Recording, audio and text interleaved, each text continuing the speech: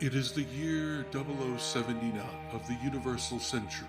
A half-century has passed since the Earth began moving its burgeoning population into gigantic orbiting space colonies. Above the planet float hundreds of enormous cylinders with artificial living environments, new homes for mankind, where people are born and raised and die. The cluster of colonies furthest from the Earth, Side 3, proclaimed itself the Principality of Zeon and launched a war for independence against the Earth Federation. Initial fighting lasted over 1 month and saw both sides lose half their respective populations. People were horrified by the indescribable atrocities that had been committed in the name of independence. 6 months have passed since the rebellion began. The Zeon invasion of Earth has slowed down to a crawl due to the limited resources at their disposal and difficulty resupplying the expanding battlefront. Our story follows a team whose experimental purpose is to hopefully rectify these shortcomings in the name of Zeon. But is that their real purpose? Or is there some other plot destined to this young team of misfits? And will they survive the challenges laid before them?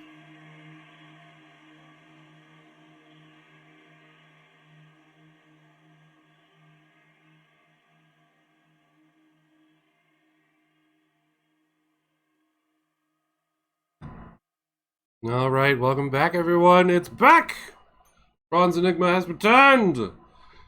Don't remind me how long it's been. But anyway, hello, everyone. I hope you're doing all right. Hello, Shin. It has been a while, but we are back with episode 8 of 0079 Bronze Enigma, where we are once again gathered by our lovely crew. Go ahead and introduce yourself, my friends. What the hell is this? Do you remember the Gundam D&D campaign we're playing? Didn't that end? I thought we ended that. I definitely specifically remember Vicente and Monqua sharing a deep, tongue-lashing kiss on the edge of a cliff. And I'm pretty certain the cliff collapsed and we both plummeted to our deaths. Did that not happen? That was in your live journal. That did not happen at all in the campaign. Yet. I thought... I don't know. I really thought that was it. Well, I'm awkward. I don't even know why I'm here. Because you're playing one of the characters. You pilot the goof. You're not dead. I guess if we're gonna retcon that amazing ending, fine. That was never part of it. It's fine. We're gonna just retcon it. That's fine. I didn't actually die. I'm sorry. You didn't. The episodes are there, and they're being uploaded to the YouTube channel as we speak, and you just ran the marathon. That never happened. Oh, I feel like it did. Maybe in your dreams. All right. Well, I guess we'll just retcon that, and I'll just explain to everybody that I'm playing Second Lieutenant Gerard Monqua, current leader of the Mobile Suit team, and I also stream this game over at Biohazard 1987 on Twitch TV. So I also play other games with Brandon, and apparently not make out with other dudes. I guess that doesn't happen. I mean, it does happen. Apparently, we're going to deny that whole thing. So no, you do make out with other dudes. That is completely true. And I pilot the prototype Guff. Awesome. Next up, we have Codwas. Ladies and gentlemen, boys and girls, children of all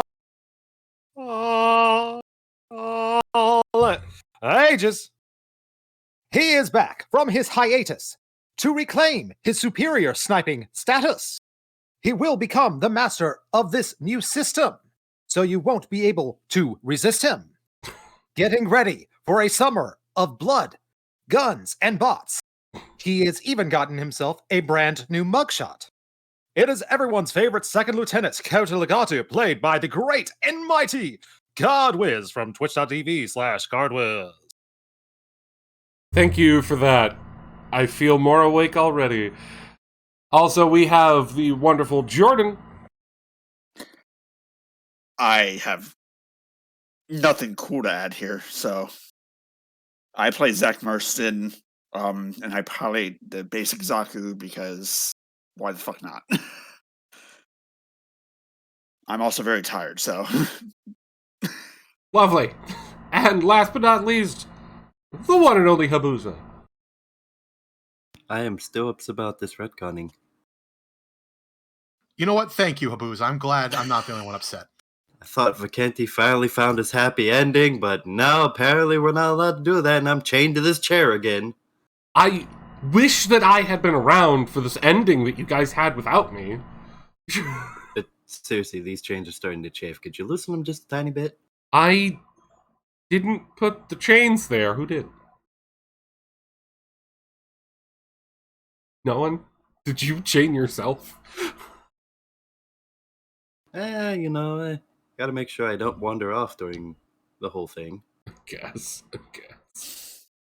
Hello, it is Habuza, and I play Vacanti Alex in the best mobile suit ever created in the Gundam UC timeline, the Zuda. The Zuda is a lovely machine. I love the design of it, personally. As a Zaku Puritan, I accept the Zuda into our arms. Good, because if you don't, I'm just gonna Saturn engine into them arms. Gundam fanfic. Habuza. Saturn engine into the arms.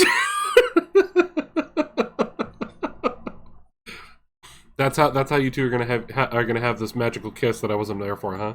Did he Saturn engine into you, Bio? Look, dude, I'm not going to give away spoilers now. I just wish I was, a part of that as the GM, That would have been great. God, if I had known that, I could have saved myself so much work. Anyway, I thought you weren't paying attention.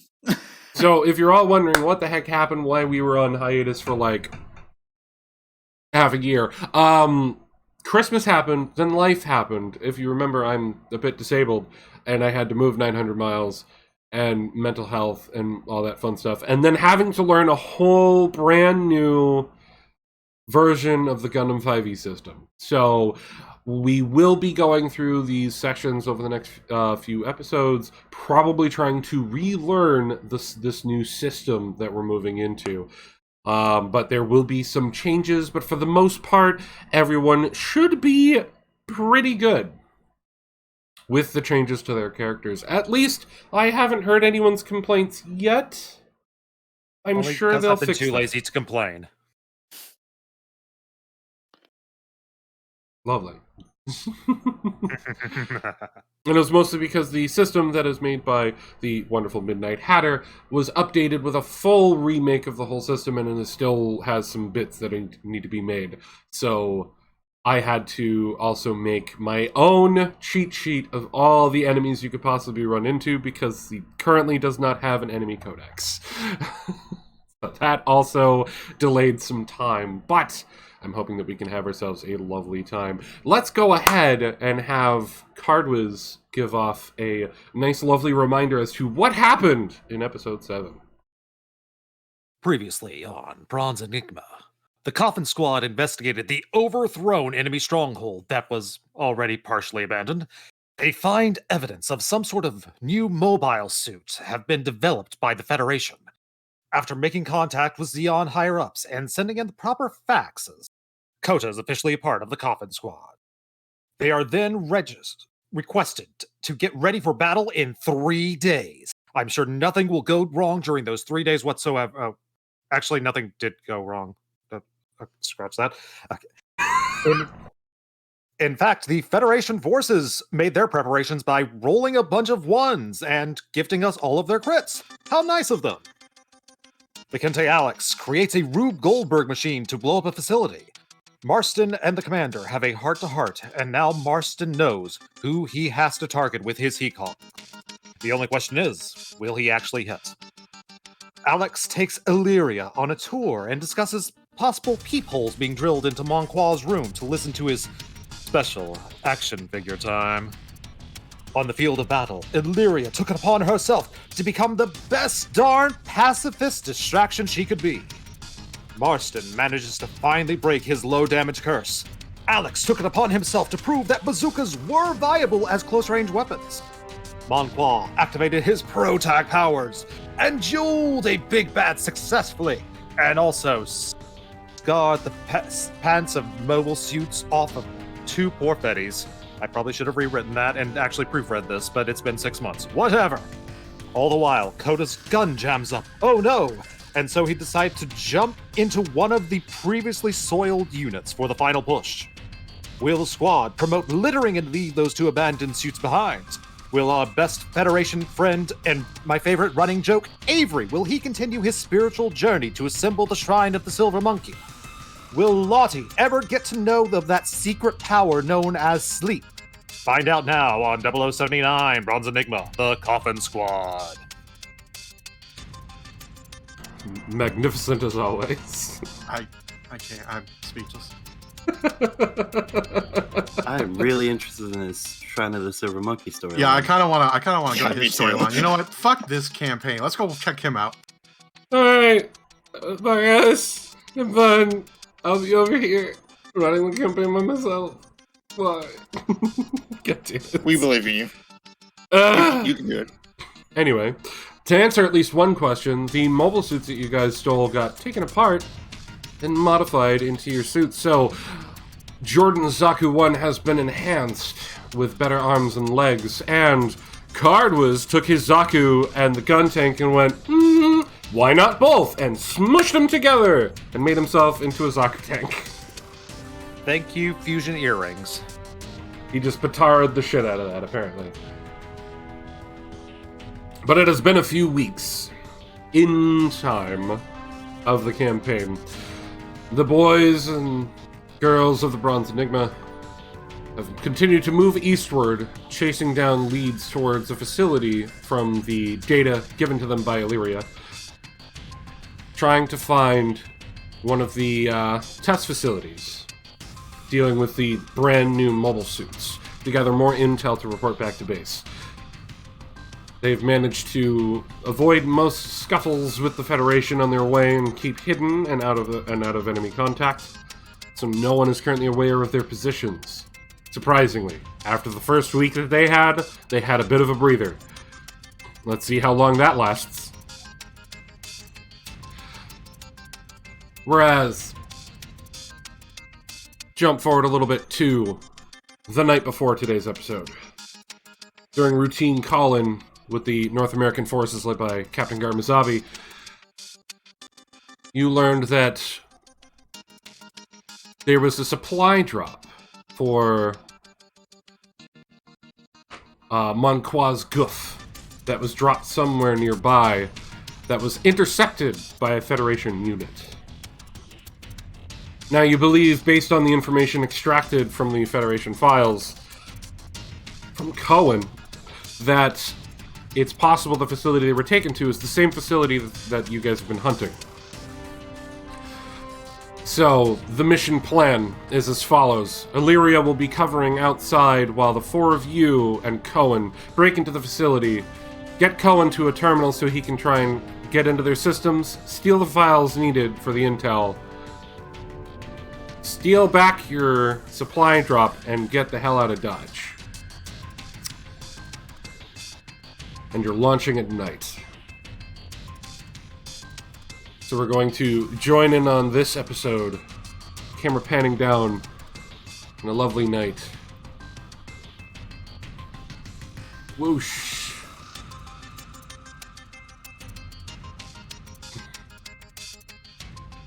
Thank you, Roll20, for like zooming me out when I had it like perfectly lined up before, but okay, that's fine.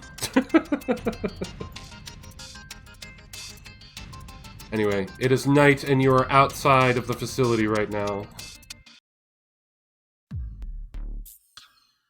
Go ahead, everyone.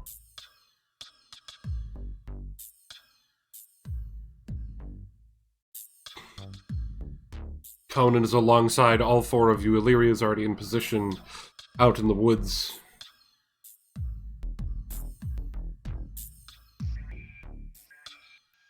Don't all talk at once. Let's try to get a visual on any enemies in the area if we can. Go for it. Roll me some perceptions. What the heck is perception? It's a skill. Not passive perception, your actual perception.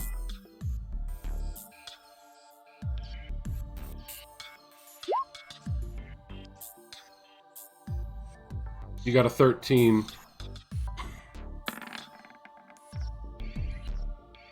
Monghua with a 21.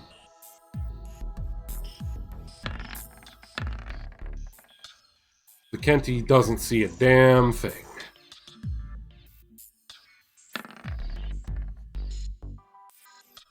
And neither does Zach.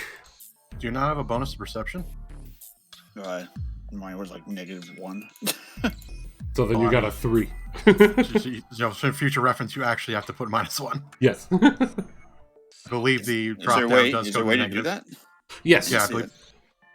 If you put your mouse over the die on the left side, there's the advanced die roller, if you remember. Oh, okay. Never mind. I didn't think there was a -1. Yeah, Well, you just can- put -1. Or minus whatever bonuses you have or negatives. Wait, let me roll again. It didn't matter. It doesn't really matter. There you go. Beautiful, beautiful. Mwah. Anyway, Getting out of the way now. so lovely, so lovely. Coda, you see yourselves basically on the woods right, one of the external walls that connect up to one of the facility's structures. This facility is, from what you can see, it looks like it's got a few large hangars and some smaller hangars on the outskirts, leading to a bit of a small airfield, but it is mostly covered in trees, and it seems like it's sort of built into the hill that they're on. So the structures are sort of coming out of the side of the hill a little bit. So if you're not coming at it from the right angle, you can very easily not see this facility. I don't suppose the guff supplies are out in the open. No, you don't see them. Gerard, you see with your keen eyes that there does seem to be some different entry points into this base, like different spots in the gates that you can try and get through, climb over. And looking around, you can kind of see that there is a bit of a patrol out, but they don't have searchlights or anything. They're trying to stay low profile, less noticeable, as is why it's built into the side of a hill. So with the cover of night, you should have an easy time being able to get closer and find a way to scale yourselves into this facility. As for foot patrols, you do see some moving here and there, but you can see some rather large gaps in them, because again, this doesn't seem to be a very heavily manned facility from what you can see on the outside. So you can very easily avoid these people. I say we get close and see if we can find an opening that has not as much security nearby. All right, I want y'all to roll me a stealth check. I'm going to take the largest as the person who is going to assist the others in moving quietly. That's already looking lovely.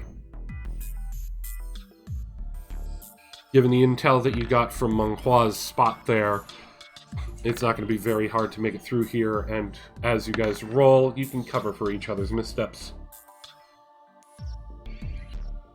Alright. Off of Coda's roll alone, you guys made it. Don't worry, they'll never see us coming. You'll see that my mind is too fast for eyes. I love you already. I love that song. Okay. I just love him. I love that Coda's just singing while you guys are being stealthy. Anyway, you managed to get yourselves up to a one of the gates in the fence, close to one of the outlying structures. There's no patrols nearby that you can see. You don't hear anyone on the other side. How are you going to get in? And Is this a Cohen is gated? following foot. Is this a gated fence or like cemented wall? What are we looking at here? It's a gated fence. A cemented wall would stand out too much. Okay. There's no barbed wire up top, and we might just be able to climb over. True. I'm worried it might make too much noise. So, am I the only person wondering? Monkwai, I have a serious question for you. How much money does your family have? A lot.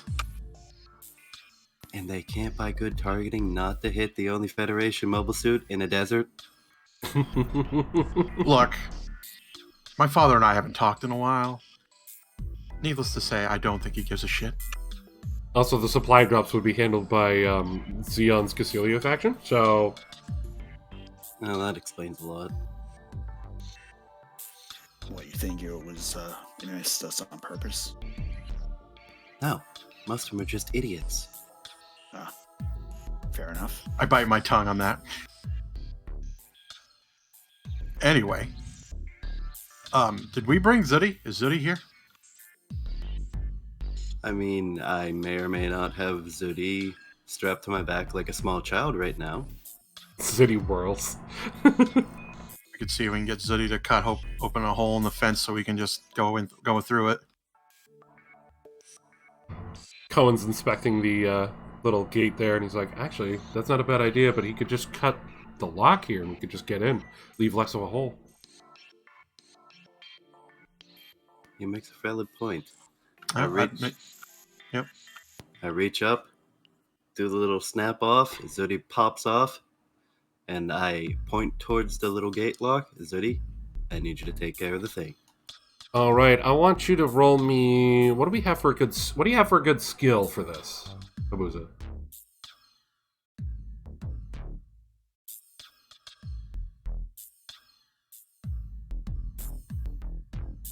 Oh no, that's kind of hard. I don't really have. There's not really anything for breaking things, really. Well, take a look at your skills. I don't have them in front of me here. And tell me what you could try and utilize in this situation to try and either do it quickly or do it quietly. I mean, I guess I could use insight. It's probably like a normal gate lock on most things. I mean, I could argue sleight of hand too. Sleight of hand would be a good one. Or repair. Repair knowledge. Repair would be a good one. I know, it's a shame there isn't like salvage, because I feel like salvage would work because you're like taking shit off, but that doesn't exist here. I think there was on the old system. There but used to not be, yeah. anymore. There used to be. Yeah. So if I do repair, since it has a check mark, do I add the proficiency bonus with that when I roll, or is it just a flat stat on the repair? If you've got a check mark, you should already have your proficiency bonus added into it. Well, I think he's trying to understand if Zooty is using his skills or is Zooty... Yes, Zooty uses himself? his skills. Zooty uses his skills. Okay. Remember, Zooty is an attachment of you and your class. He uses your roles, essentially.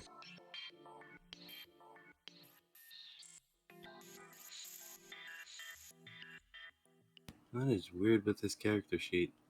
What? My dex is 3, which is what sleight of hand is. Wait, no, what? No, repair, intelligence. Okay, yeah, now I get it. That was my mistake. I goofed. Okay.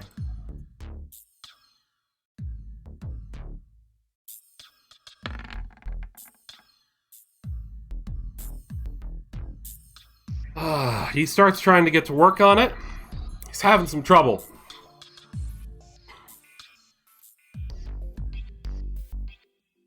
Anybody got a sledgehammer? Does anybody have any interesting toolkits that might apply here? I can try. I have a lockpick. Damn it, Zach just comes over and goes, I don't know, man. This might do something, and he just pulls out a lockpick. I walk over defeated. You never know. I just walk over defeatedly, put Zooty back on my back, strap it back up, and just look. Card and Really? Monqua, give me a perception while this is going on. I'm assuming at least one of you is paying attention to the surroundings while they're trying to get the door open. I'm looking for a rock to bust the lock in right now, apparently.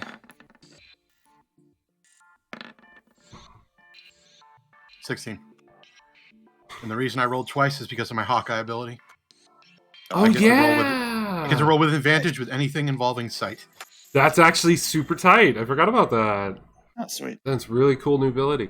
All right, so Coda, every rock that you find is too big Dang it. or so small that you're not even sure what to do with it other than maybe chew on it.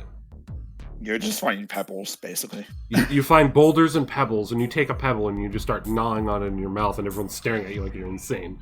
It's a good source of salt. Monclois, as you're looking about, and you notice that one of the patrols that you guys spotted before, looks like it might be heading back this way and could be here very soon. Somebody's coming. We need to make this quick, or we need to hide again. Marston, you already rolled? Or not? No, you haven't rolled yet. No, I was sleight of hand, I guess, would work. Yep, it would be sleight of hand. Yeah. There you go! Yeah, baby. You turn around and say, we should hurry this up, right as the door just opens quietly. Say, got it. Let's go.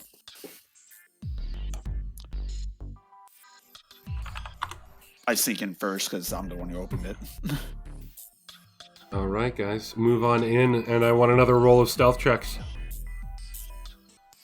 But once everyone's in, I shut the gate to a closed position so it's not obvious. Oh yeah, super easy. Barely an inconvenience. All right, stealth checks are looking good so far.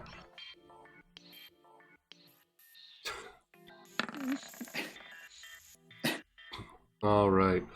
Coda and Marston are sneaky enough that they managed to hurry you two along so that you'll be outside of earshot and keep you guys from walking on too loud of things, branches, or anything that might snap.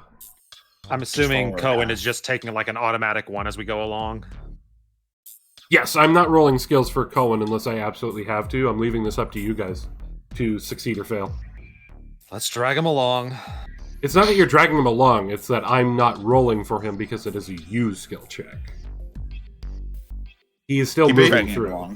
As Brandon said, it's basically whoever rolls the highest is how we're going to do this for the entire group. So Cohen's part of that group no matter what. Yep. And I don't want to be like, if you all fail your roll and I get a nat 20, be like, oh, looks like you guys make it. No, I'm leaving this up to you guys' rolls. But he is moving swiftly through. And as you guys get inside, I want a new perception, as you guys are currently darted to the side of the gate by some crates for cover. I'm just imagining I'm playing a Game Boy Advance or something as we do all the work. To be fair, he does have a couple of tools out, like different little gadgets and gizmos. In fact, it's about this time that he looks at you guys and goes, heads up. There's a jam going on. This is not Manowski blocking. We have no comms. But that means that they will only have local comms here as well. All right, then. But that means we have no word back to base, let alone to Illyria. All right. Let's be careful, guys.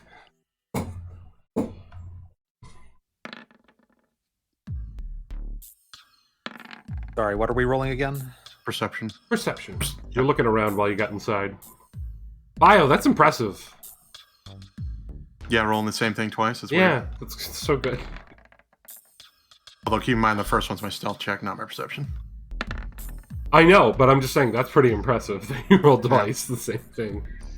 All right, Marston and Vikenti, while you guys are looking around from your little cover, Vikenti takes note of a couple of guards that are not too far away. They're currently shooting the shit. Just at one of the corners of the building. Closest to you. They aren't armored. And they're not like your typical Federation guard. You know, with like a helmet or vest and a rifle. They just look like they're in, you know, normal uniform. Almost like more like tech uniforms. So and like they are armed casual with Friday. pistols. Yeah, and they are armed with pistols. Well, at least we don't see automatic weapons yet, so that's a plus side for us, I guess. Yep.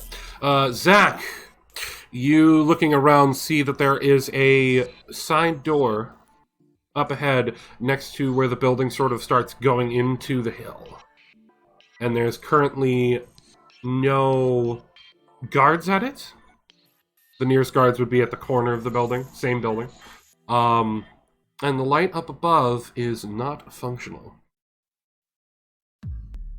I think it'd be better if we took the side door. There's no guards, and we have plenty of cover in the night. Works for me. Yep. All right, let's get a move on. All right, give me a stealth check to move up to that door, and if anyone wants to roll perception to see if they hear anything from those guards as you move up as well. Start with the stealth checks, though. I want everyone's stealth first.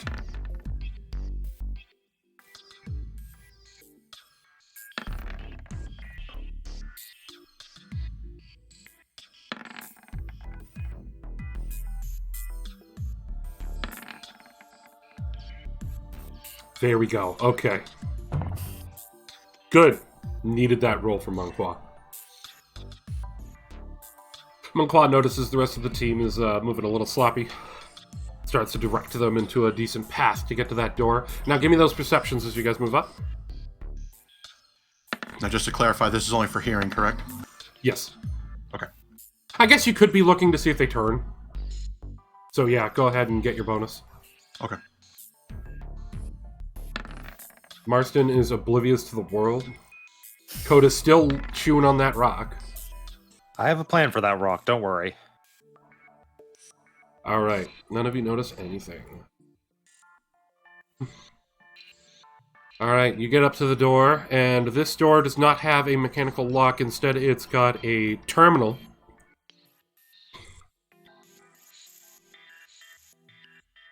That's got, like, handprint reader and a pad.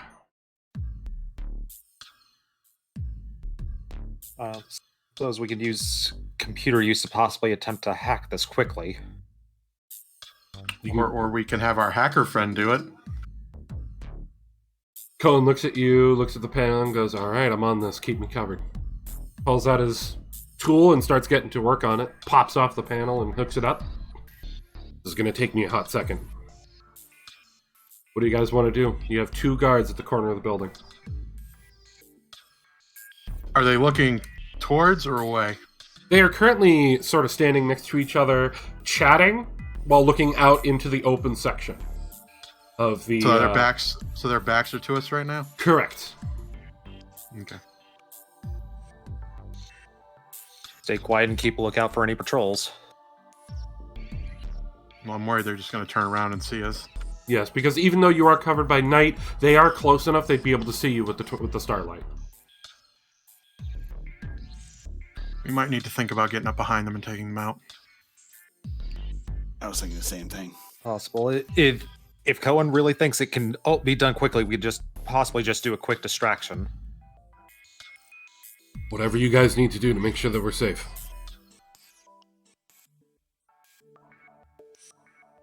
But the better question is how? It's a little bit of a ground. Is there any loose debris on the ground, like anything significant? Don't worry, I've got a bad plan. Trust me. I was about to say, Coda's found every rock in the area. Exactly. I was Coda gonna has been suggest that. Coda has been spending enough time with Lottie that she has taught him her sunflower seed spitting skills. So Coda could attempt to spit one of the rocks far away to try to distract them, potentially. Give me a dex roll. What? So d20 plus your dex mod. I swallowed the rock. You're like... He starts choking on it a little bit. We'll go with your plan. I just rubbed my temple. Cohen is just focused on his task and shaking his head. So there's nothing around us right now. No, maybe a loose box somewhere to just sift through for some things? Get me a perception. And what is it you're trying to look for? I mean, one man's cure could be another man's night-night. You know, loose medical supplies always happen in bases. They never expect. I mean, there were those crates you were using for cover not too far away.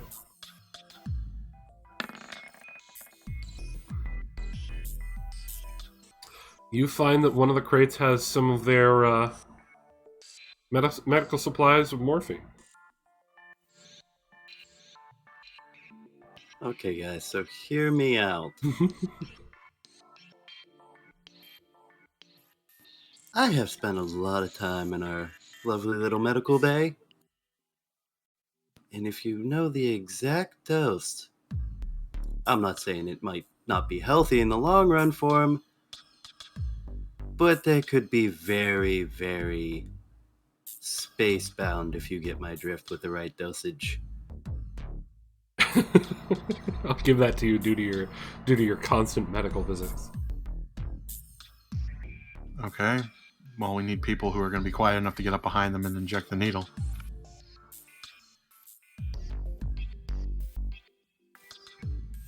All right, volunteers, you have 2 guards, 2 people to move up and hit them. Who's got the best stealth? Well, Marston, easy peasy, but... Coda does. Also. Well, he's too busy choking on a rock. Yeah, True. that's true. So am I too busy choking on a rock? No, you're not too busy choking on a rock. Oh. You got it out of your throat. All right, sounds like we have volunteers then. Alrighty then, I just pick up the 2 syringes. Do you want the caps on or off for now? I mean, taking the caps off would be beneficial because otherwise that's more time wasted of you getting it ready. Yeah, but if they stumble and fall, it's going into them.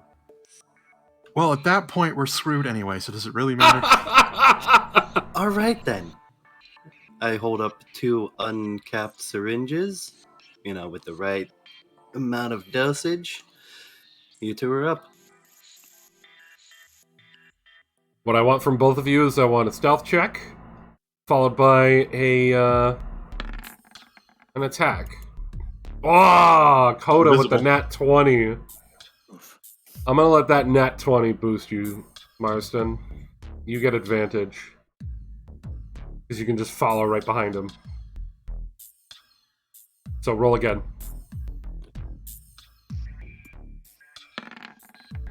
Oh! Yes. I don't even have to roll. You guys are fine moving up. All right, you both have advantage on an attack roll. I will allow you to use your drugs. basically D20 plus Dex to try and inject these dudes, and if you have any bonuses with your attacks. Proficiency bonuses go to this? Sure.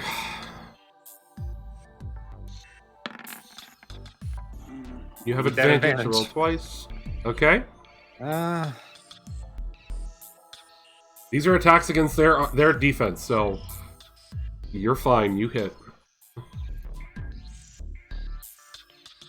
Remember, they're not wearing any sort of defense. Oh, it's a D20 plus Dex bonus, right? D20 plus Dex plus proficiency.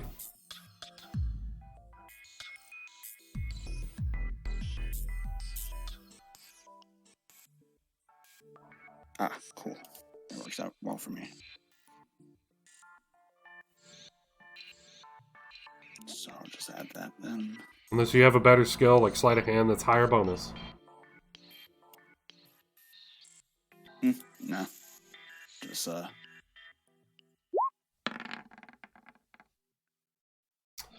Go ahead and roll a second time, but I can tell you right now you hit.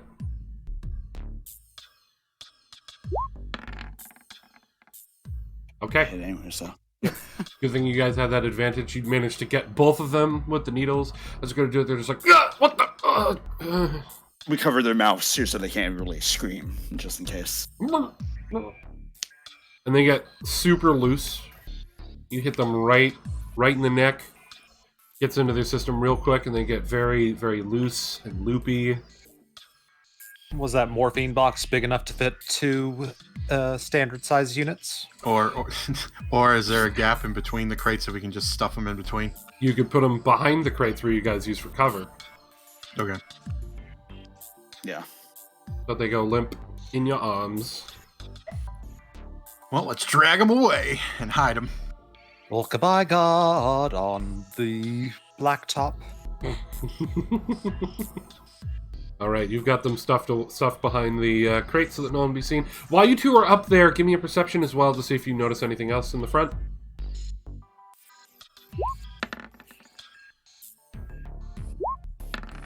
Okay. Marston, you're too focused on your task, but Legato, you happen to notice that there are some guard towers.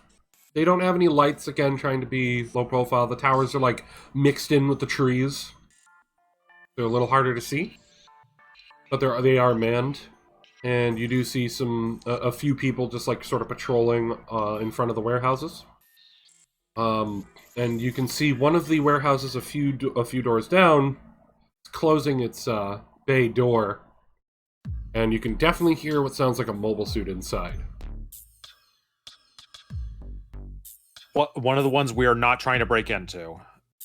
I mean, it's not the one you're breaking into right now, but it's part of this whole facility. This whole facility just has multiple bay doors for their different warehouses.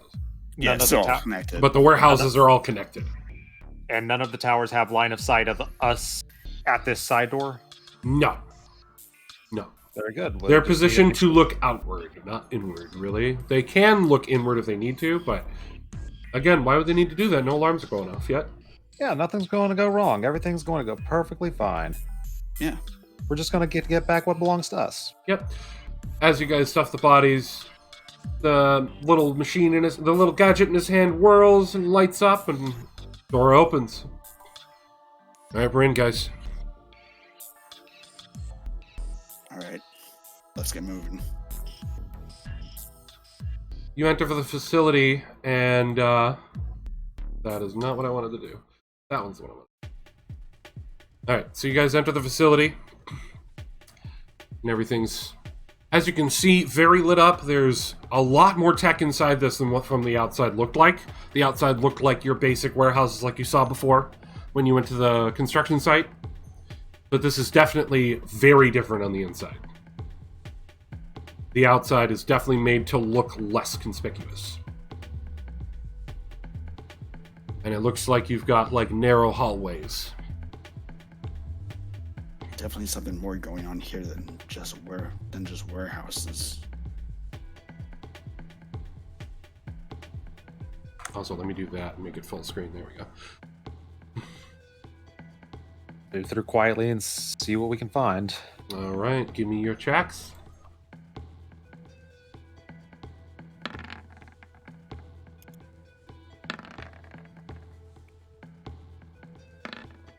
Ooh, there's a good one. I'm sorry, what was the perception? Oh, we're doing stealth first. You guys are moving Stealth, quietly? oh, sorry.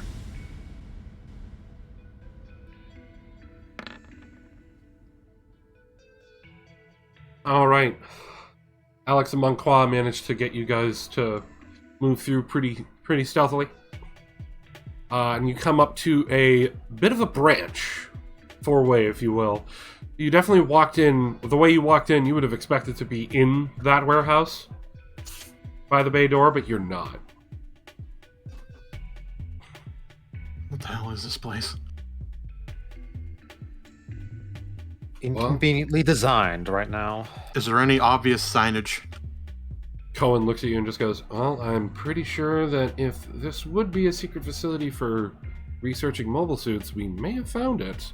If not, we found some other secret facility. Either way, that's a win.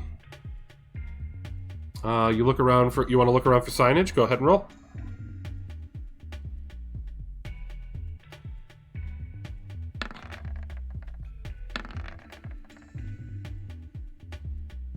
Wow. Wow. Apparently don't see any signage. You don't see any signage in your current area, but you've got two different directions that you can move to. One that continues on sort of straight, and one that goes into the hill.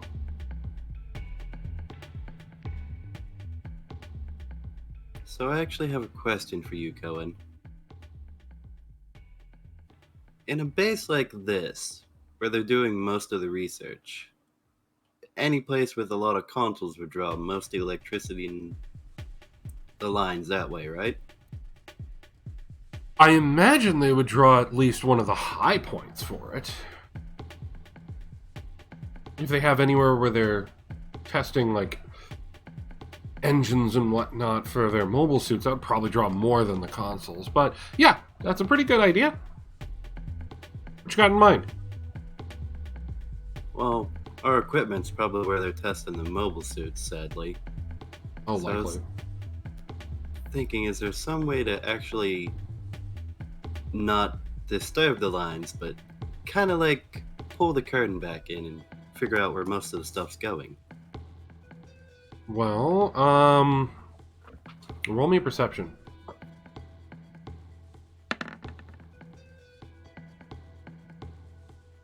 You do see that the way these walls are set up, like paneled like this, that you could probably, given a little bit of effort, pop open a panel and see if there's any wiring or anything. Maybe you can find like a thicker cable heading in a certain direction.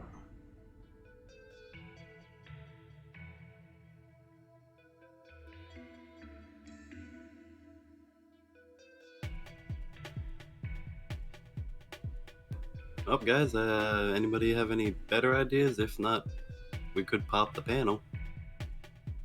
Or at least see who's lucky enough.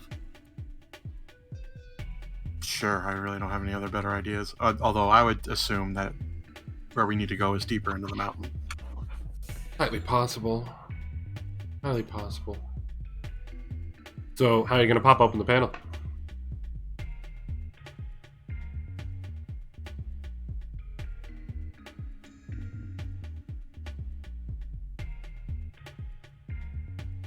It just Could try using Zuni. Usually, or maybe a computer slicing kit. Maybe that might work. Well, to pop open the panel first, the panels aren't computers. It's just Oh, like the okay, panels sorry. of the walls. If you look at the picture I've got in front of you, I did put you guys on this scene, yeah, yeah. Yeah, I see it. Yeah. That's why Yeah. I mean, I see screens, so I'd be like, oh, it's just a weird computer. Just trying to figure out if they would have any connecting joints where it'd just be like, because it looks like it's two panels. Like it's not all a single panel. It's like two panels Yeah, and some molding in between them to give it some aesthetic appeal. yeah. So Cohen chimes in. If we pop off one of the panels that has one of these consoles on it, we would run the risk, if they have any sort of security on it, of alerting them in our position. But then we could try and hack into it to get some data.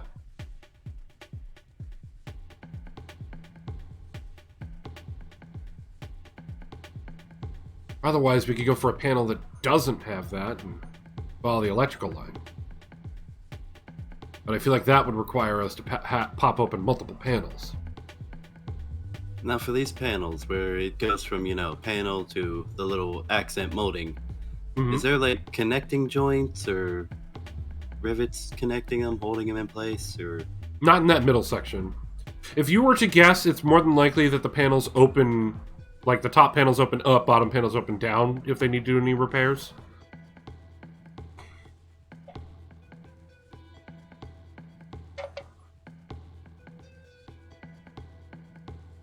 Cohen chimes in, I think we should pop a top panel.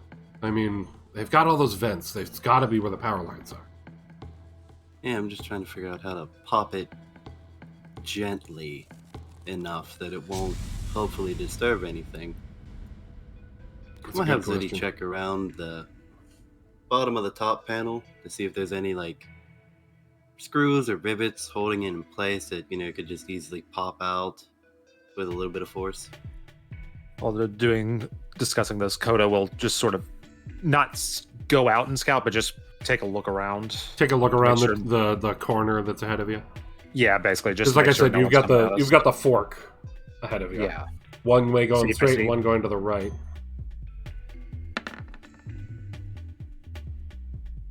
All right. As you're peeking around, you can hear like echoes of footsteps, but nothing close. Definitely coming from straight ahead. To the right, you do hear a bit of like whirring, like sort of like light rumble, if you will. I will point that out to the others. It seems that we might have company if we go that direction, and the bulk of the machinery might be coming from this way. Well, logically, I would believe that my package it would be with the mobile suits. If they were quick, yeah. They only got a hold of it like yesterday.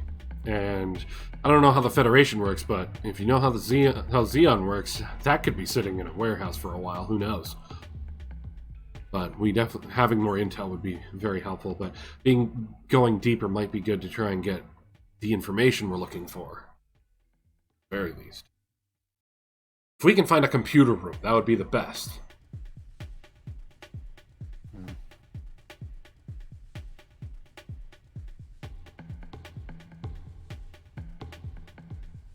I propose going in further to the machinery, but if you want to continue to poke for information, that would be perfectly fine as well. So have you found a skill that might work, Abuza? I mean, probably my repair. They have to do maintenance on the panels anyway, so... Go for it.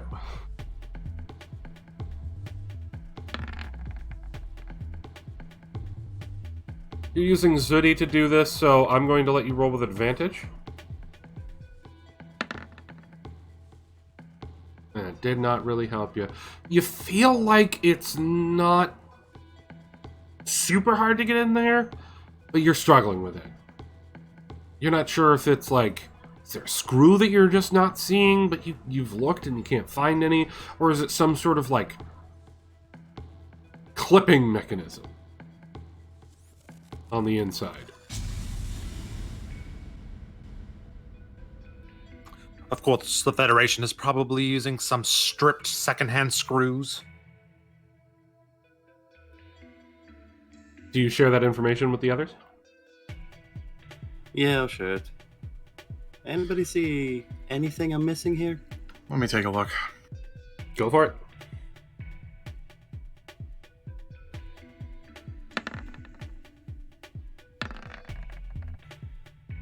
You are fairly certain that this is held in through, you know those little hooked feet that would be underneath the panel that go into a slot?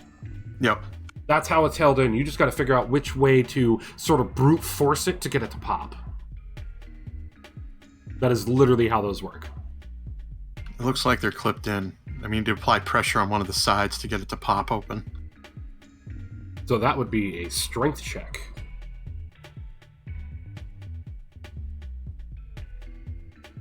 I look to Marston. Well, have at it, Private.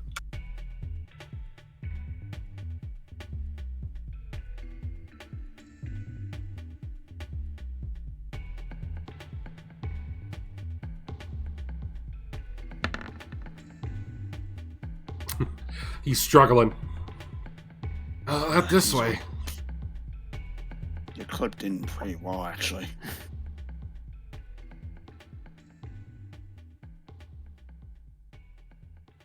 Does anyone else want to give it a shot?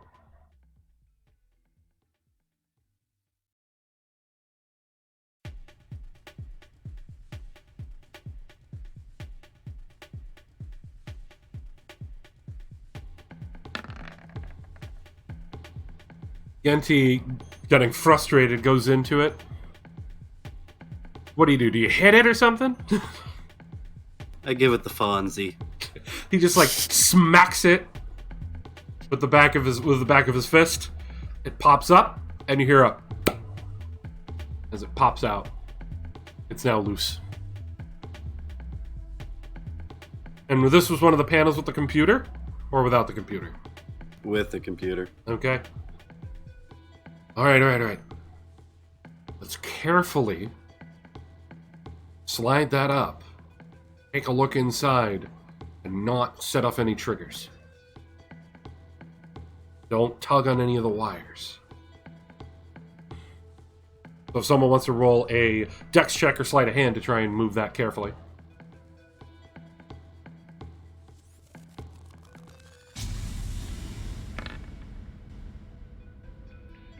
Alright, Zach gets in there and he lifts it up carefully, not tugging on it too much. Easy does it. Cohen stuffs his head right into there. Alright, we definitely got some thick cables in here, but I see a spot I can connect to. And basically the panel's sitting over him right now while you're holding it. So his basically the upper part of his torso and his head are in there. So kind of like looking into a hood of a car. Pretty much, yeah. And he pulls out grabs one of his little gadgets and connects it in, and he's like, all right, give me some time, guys.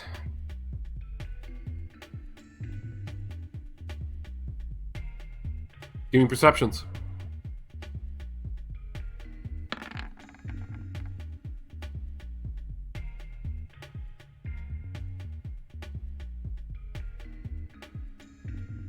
Well, Koda's gonna get some information.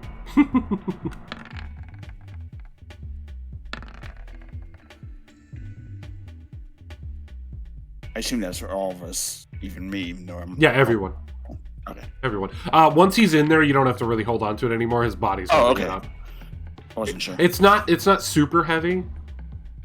It's not gonna like crush him. Okay. That's the part I wasn't sure about, so... It'd be a shame if he got just stuck in the Federation wall. I hate that. I'm probably hovering closer to him just in case. Okay. So I'm probably more distracted by that, trying to make sure he doesn't get stuck in there. Okay. And Vicente, do you want to roll too? I already rolled. Oh, you did? Oh, okay. You got a 22. Okay. You guys rolled at the same time, so I didn't notice it. All right. So Vicente and Coda, you both can hear the whirring coming from the right and the footsteps down the way straight ahead, just sort of echoing through the hall, but nothing that you can see. But you're starting to hear some footsteps approaching from the right, and you think you hear talking. Get outside and try to decipher what they're saying. Okay, you're gonna like move up to the corner to try and hear better? Sure. Okay, give me a stealth check.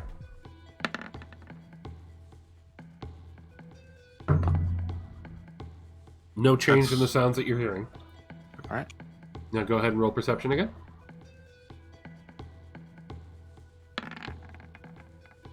Okay. So you can hear what sounds like two guards walking through the hall, and they're talking to each other, and one of them, it sounds like one of them's frustrated. Oh, damn it. What the hell's wrong with our comms today? Can't radio into control at all. Who knows? It's probably the stupid mountain getting in the way. What are you talking about? I haven't had this problem before. I don't know. Mine never works. See? Look at it. That's because you beat it up, you idiot. Well, if it worked, I wouldn't have to smack it around on things. Does it sound like they're approaching us? Yes. All right. Time to do some fancy hand signals to let them know they'll be here any second. Okay. So you see Coda doing some hand signals at you. Describe the hand signals, see if they can decipher them. Okay. Hold up 2. Hold number 2, wait for them to nod their head, then I'll do the put my fingers onto my hand, make a walking motion, and then I'll point down to here. And then I'll make a fisticuffs motion.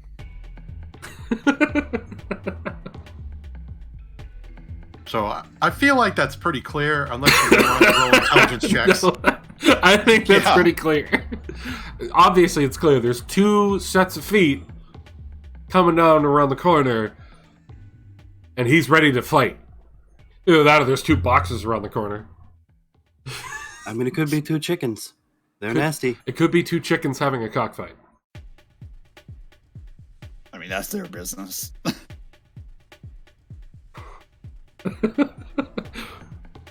All right, what are you guys doing?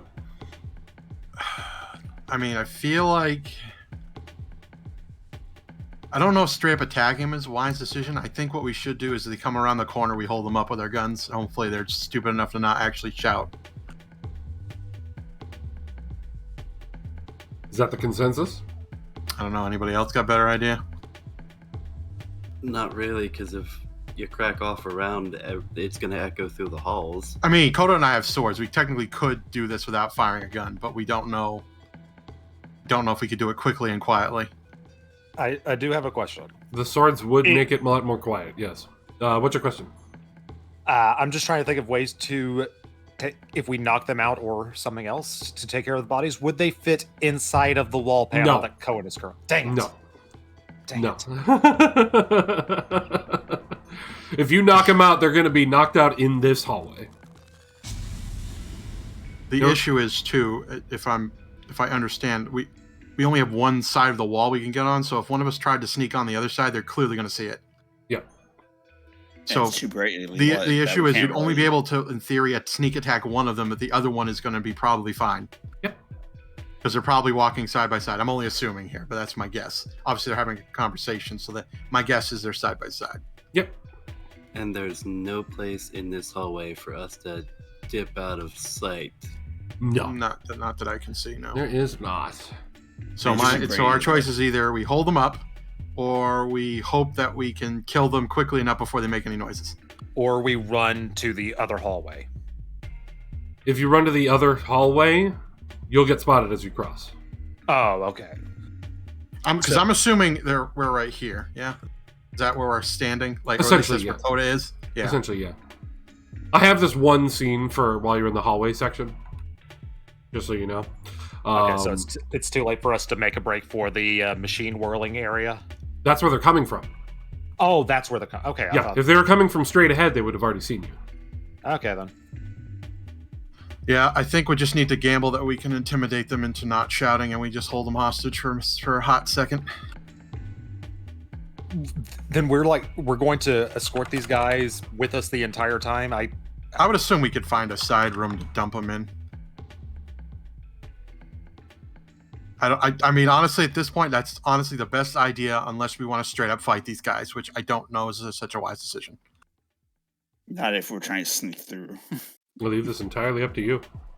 Well, as I said, I know we have stealthy ways to kill them, but that doesn't mean they won't fire their guns. Yeah, and you're also banking on finding a room to stuff them and no one else is in and there's no consoles in for them to use local comms. The radio comms aren't working, but local works. I mean, honestly, we could also just leave them in the hallway tied up and gagged, but I mean, obviously that could lead to risks of them being found. Do you have rope? If we don't. I mean, we got some computer cable. You gonna rip it out of the wall? When he already said know. not to pull any of the cables, it'll set off an alarm? Wait, I have a question. Yes. In the medical supplies earlier, you know how they have that like elastic kind of band that they tie around to cut off blood flow? That wasn't in there. Okay. And either way, that would probably break. Yeah. I don't know. Those- It's some strong stuff. I don't know how tight you could do it without, like, killing their limbs. And also, so that they another couldn't thought, stretch it to get out. If we successfully hold them up, we could get information from them. That is true. That is true. You have many options right now. Who's feeling scary?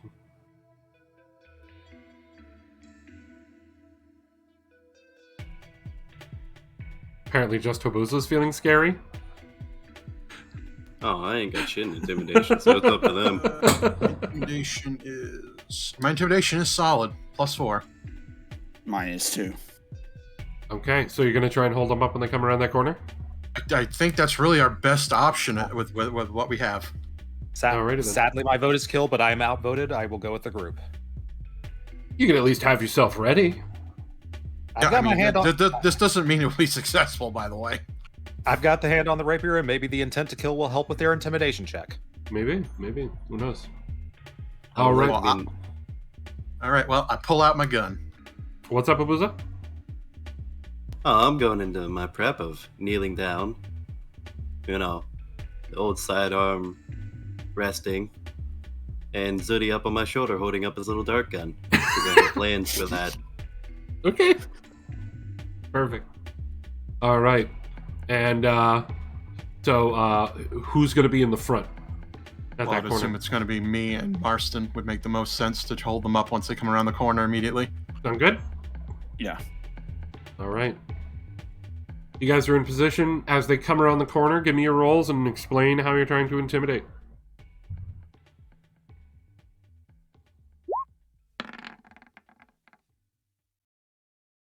Oh, God, please.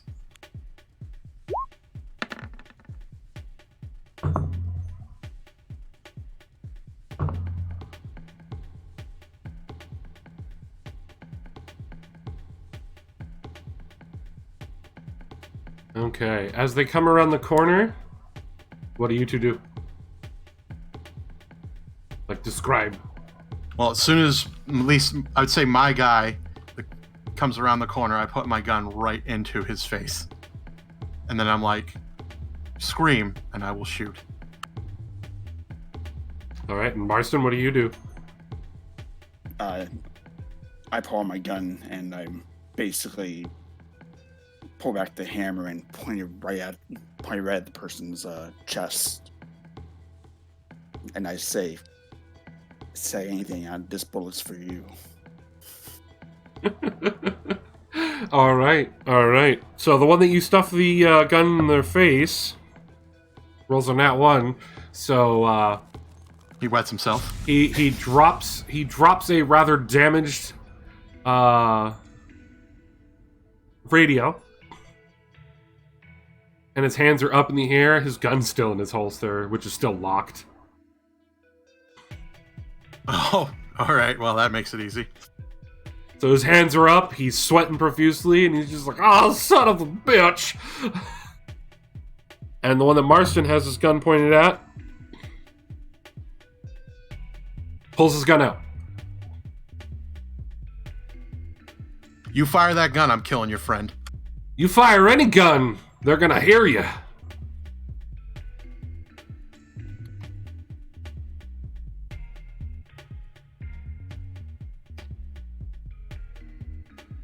I believe we outnumber you, friend. I don't think it'd be a wise decision. Do you really want to take that gamble? Roll a persuasion.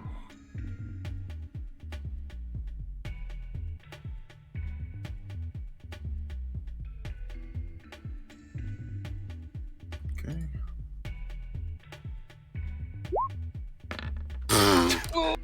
You sure you want to take that gamble? Let's see what I roll.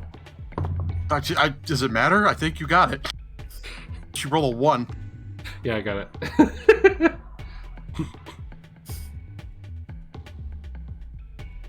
Now, what I see is going on here is you've got a jackass held up at gunpoint. I got nothing special going on with me. I just sigh and look straight at the guy. And the only words I utter, I really want to shoot him in the dick.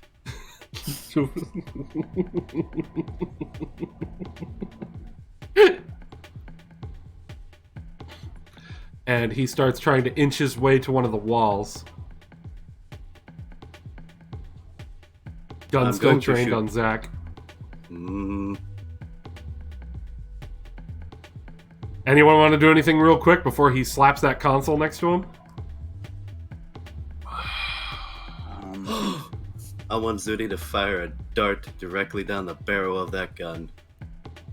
That's gonna be a difficult shot there, bud. Whoa. What? Any other ideas? I mean, you could have Zudi shoot at him. It could scare him enough because he doesn't know what the fuck that thing is, that he might think it was an actual shot and he might veer away from the panel. Yeah, I could put it right to the left of his head. Your call. Because, I there. mean, he's in a tense situation. He doesn't know that's a Nerf dart. Unless Coda wants to do something. I mean, yeah, How- Coda. I mean, How far away is he? Like a step. You're all pretty close. You could easily take a step and attack if you wanted to. yep. I mean, at this I'm- point, we're in a weird situation. I'm not going to tell you what you can or can't do. Yeah, if I see his hand go for the alarm, I said I had my rapier out, so I would try to stab his hand with the rapier if he goes for it. Yeah.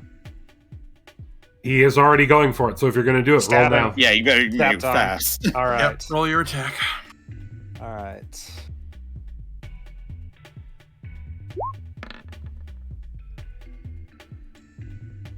That hits. Roll your damage. All right.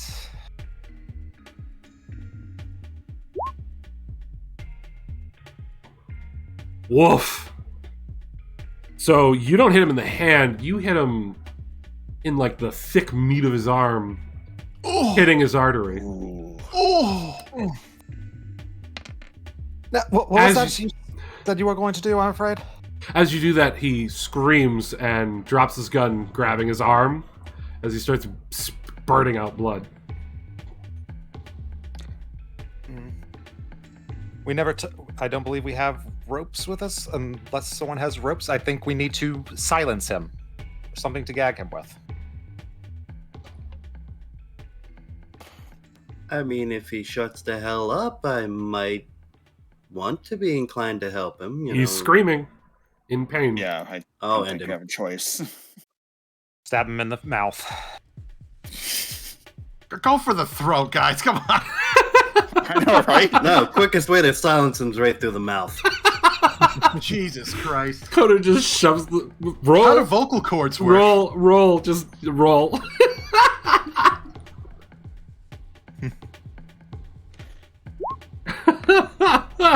You hit.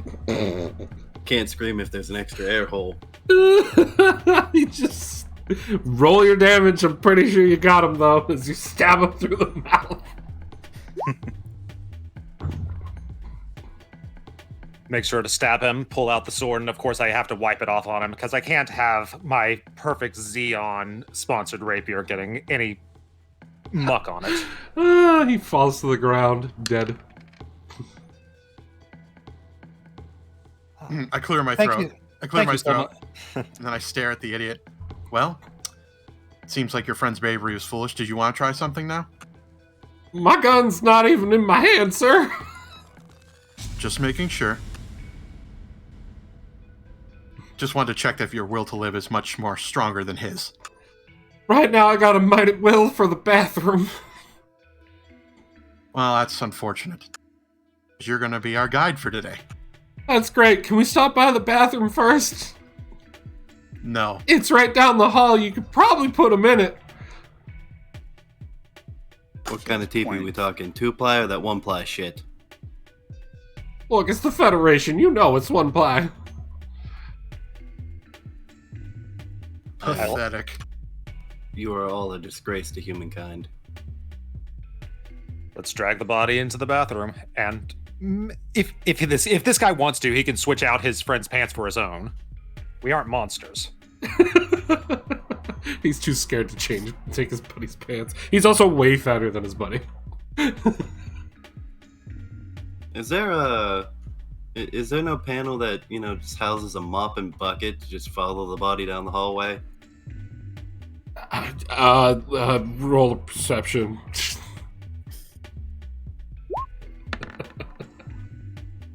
You find a janitor's closet in the bathroom.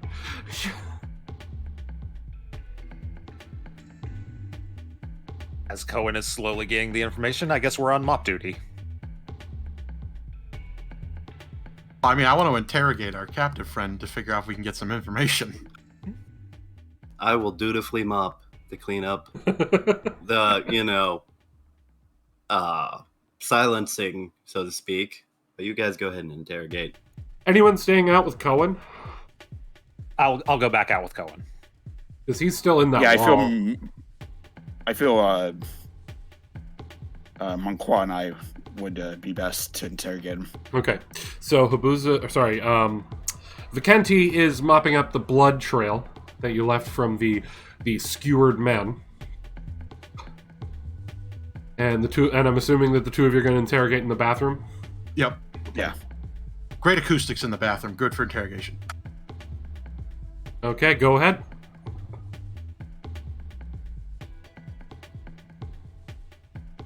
What's your name?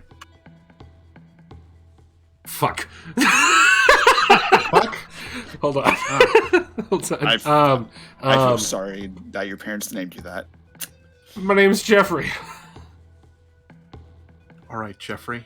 What's your security clearance at this base? Bottom of the barrel, sir. So you're useless, basically. I'm what you call a need a job type soldier. Have you ever seen where they store the mobile suits here? Well, we've got a few. They're stored in the different large warehouses. Which way is that from here? Well, that would be down that hallway that you guys that we ran into you guys from. Is right instead of left where you were. Okay. I was heading out for a smoke.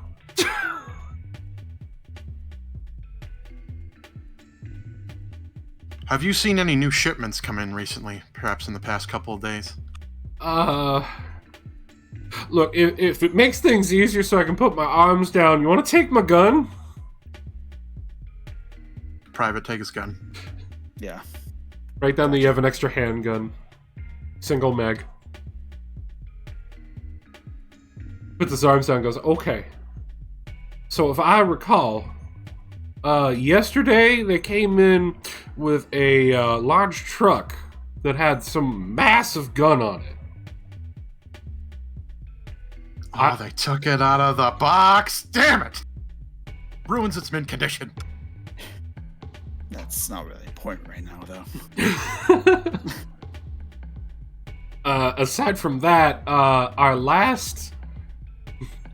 think our last shipment was like a week ago. We had some fancy pants ace pilot come in to oversee some testing. But I don't think they've done anything with that gun yet. They're currently, all them brainiacs has been busy. This ace pilot, do you know his name? Sorry, I should assume sex. Oh, geez, that ace. His name, I think it was Palmer. My eyes immediately glare as I have a flashback of that battle. Interesting. Is this ace pilot still here? I'm not sure. I saw him when he came in, because I was outside on guard duty at the time. How long ago was this? About a week. So it's possible he's still here, or he could have left. Well, if they're still working on something, he's not going to stick around forever. Yeah. I don't know what the Brainiacs are working on. But they're down the hallway I came from. Really? How many of them? Their room? I don't know how many are in there. It's a really large test room. I know it's got a lot of properly paid guards. How many guards do you know? Jeez, at least 10. Whatever they're working on there is so important, they won't let me near it. Interesting. Just a little too many guards for my liking. What about the other hallway? What's down there? That leads to the different warehouses. Also, where the Brainiacs are at, they're pretty deep in. This is going to take you a while if you're heading that way. You're going to pass many doors. I don't know if I can navigate you to it.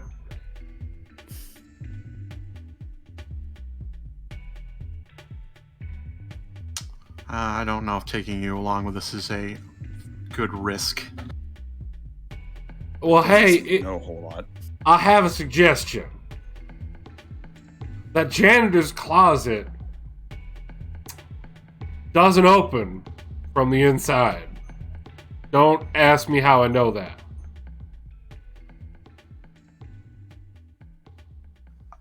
And he starts getting kind of shady eyes. Now I kind of want to know. Look, I was looking for somewhere to get a little bit of privacy. It's been a long deployment, okay? Are you fucking jerking off in the janitor's closet? Answer the fucking question. I put the gun to his face. I was taking a drink. I merely raised an eyebrow, like, go on. I'm sorry. Okay, I'm sorry. You're fucking despicable. Pretty low standards they have here. Give me perception as you look around.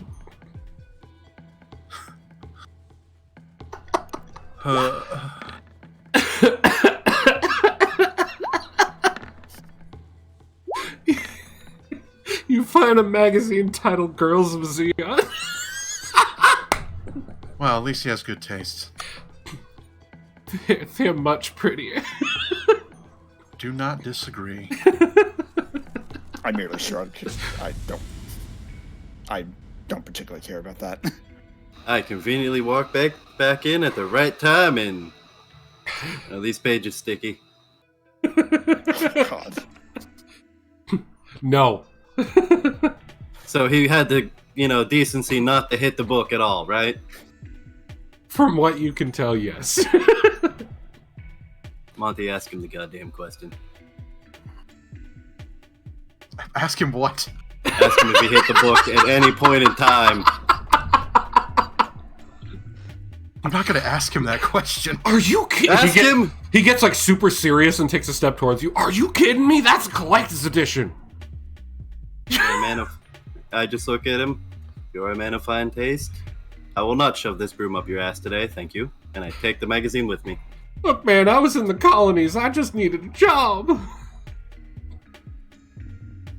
Oh, so you decided to betray Xeon and work for the Petties. Look, I got this job 5 years ago. They don't pay me shit.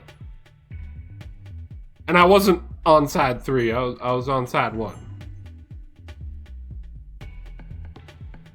All right. Which, Zach, causes your eye to twitch. Side 1. You're from side 1. Yeah. All right, I think we're done with this guy here. Let's just shove him in the fucking closet and call it a day. All right. May as well knock him out. Habuza, are you taking the magazine? Yeah, Yes, I'd knock him out because I don't necessarily trust him to believe that the door actually locks from the inside. You can actually tell that there's no handle on the inside. It's broken. Oh, okay. Well, still, I mean, better Yes, knock I him am. out now. I'm leaving him the mop and bucket, and I'm taking the magazine with me. Okay. Glad we hear our priorities. And you're knocking him out. I take it, Bio. Yeah, we're gonna knock him out and shove him in the closet. Okay. Monclaw just knocks him out. Damn it! Oh. As he does that, I kind of give the guy a look of pity. Anyway, he's unconscious. Inside, Wait. but it... Huh? What do we do with the corpse? I know we cleaned up the hallway. Where's the corpse? It's in in this one of the- bathroom. Where'd you put In it? the stall. Did you put it in a stall? Oh, yeah, that probably makes the most sense. Less conspicuous. Yeah. And you can, like, lock the stall and climb over. Yeah, that's what we're gonna do then. I locked the stall and then climb out. Around this time, Coda is sitting with Cohen, yeah? Yes, it's not. Hurry up, Cohen. It's not like we're in the middle of an enemy base. I've got it. He pops out from the panel. All right. So if we go down that hallway to the right, take a couple of turns, there is a computer room. I can get the access I need, and it won't get anywhere near their main testing facility. Then let's get a move on. And We'll from what I replace- can see here, it definitely seems like our package is probably in the far warehouse. It has not moved. Duly noted. I assume you have the download of that map. Now, I've got a bit of the map here. We might run into a couple patrols heading towards that warehouse, but I think we may only run into one other patrol heading towards the computer room. Delightful. Get your head out of there so we can close this up and get a move on. He's already out of it. When he was talking to you, he came out. Then why did you leave it open? That's quite rude of you. Click. What do you want from me? He Get a pushes move on, it back in and goes, just remember, I still outrank you. And he walks ahead.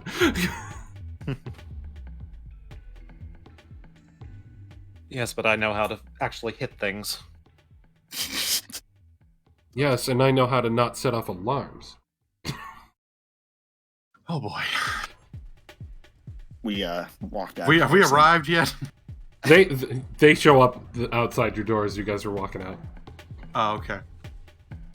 All right, we've got a computer room this way. It won't get close to their main testing center. We may so only I got run some into one patrol. Yes, I did get some information on the testing center. It appears that there are at least several scientists in this testing center, along with at least 10 or so heavily armed guards. Damn. Okay, we're not going anywhere near that. If I can get to those computers, No. I should be fine. And there may or not be a ace pilot, so we don't know. Yeah, there might be an ace pilot on this base somewhere. All right, we definitely want to be extra careful. And I could tell from a little bit of the messages being sent around, they aren't blocking comms. Something else is messing with their comms. Do you think something Xeon could do? I mean, we would have been abreast to the situation from Garma. Yeah, you're right. I'm not sure. I don't know. They did argue that the mountain might be causing some weird issues. I don't know. Maybe they messed with something. Maybe? And they're drawing a lot of power. Could be maybe it's causing an interference. I'm not sure. Well, either way, we know where we need to go now, so we should probably get going. Perhaps we'll Let's find move. out more in the computer room about this. Let's move. Give me stealth checks as you guys continue down the hall.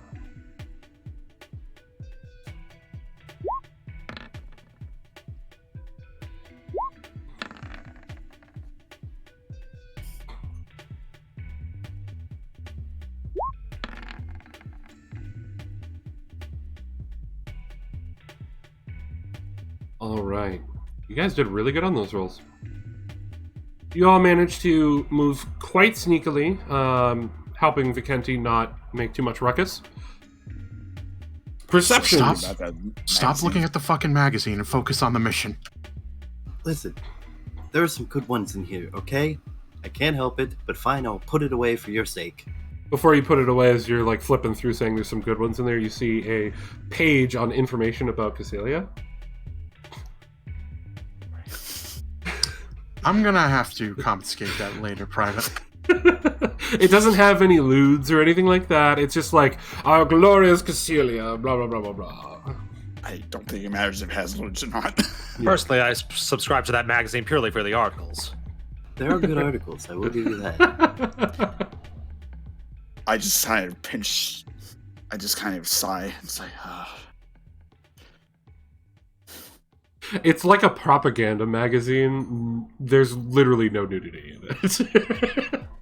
It's like 1950s pinup shit, pretty much. Essentially, yeah. And a lot of Yeah. things talking about the different women in Xeon that are making advances in different things. And you know, the eventual glamour shot of a female in a Xeon uniform proudly looking. Oh, of course. it's a Taste-O magazine. Of course, it's propaganda. What do you think I was looking at? Smut? I don't know if I What would kind of call it orphan are propaganda you? Taste-O, but whatever. Anyway, Yeah. you put it away. Alright, so you guys give me your perception rolls. We have not done that yet, I don't think. Alright, No. give me your perception rolls.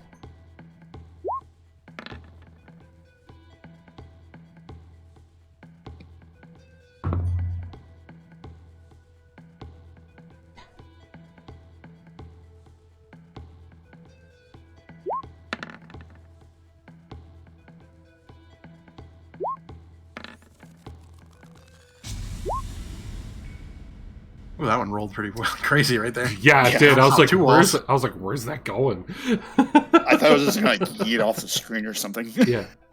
So 3 of you are just wandering along, and Monqua, you distinctly hear footsteps right around the corner. Stop. Somebody's coming. You have nowhere to hide. Shit.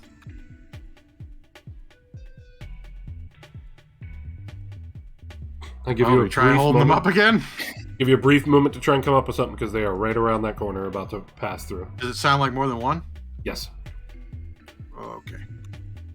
Second I one comes assume around the two. corner, tried to pull him around the corner, put the rapier to the throat. Well, hold on. They're coming towards us. We ain't gonna be able to pull that trick. Is it not turning around a corner, or is it okay? Just a straight head on. Never mind that. No, they're coming around a corner that's just ahead of you. Right. I'm assuming. Yeah. I'm assuming if they turn the corner, they're gonna face us. Yes. Yes. Okay. Yeah, so that trick isn't really going to work very well because then you'll be face to face with them. And we can't distract them or anything. I'll 'cause have a they'll see- rapier, and they they'll see presumably, us. unless they're walking around with a sword or a gun in their hand. So letting you know, the current hallway you're walking down only has a left turn. There's no other ways to go, so they're going to have to come to you.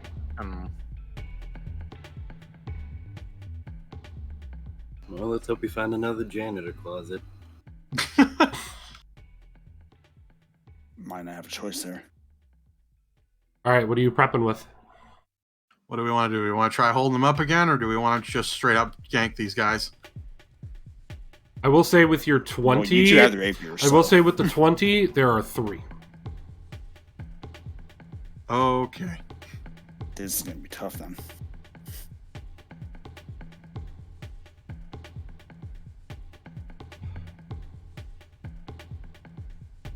I mean, if we straight go at him, the problem is only 2 of you have. Still, yeah, quiet weapons, yeah. Cohen quickly points out, there is a security door just past them. So if you shoot, it shouldn't make it through the security door. The sound. So combat might be safe in this area? Yeah. All As right, long as fuck they it, can't let's- hit one of those alarms. All right, let's see if we can take some lives. So I'd say Coda and I lead the charge, and then someone from behind, either, well, I guess Rabuza and Marston just have guns. Okay. So you two are going to try and rush the corner as they come around? Yep, try to surprise attack them. Sound good, Coda?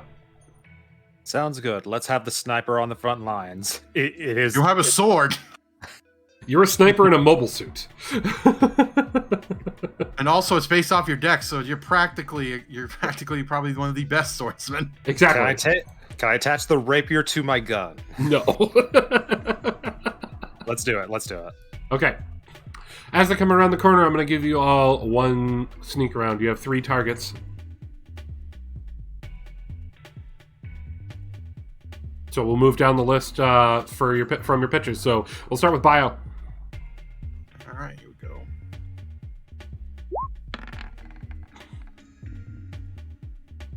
You hit.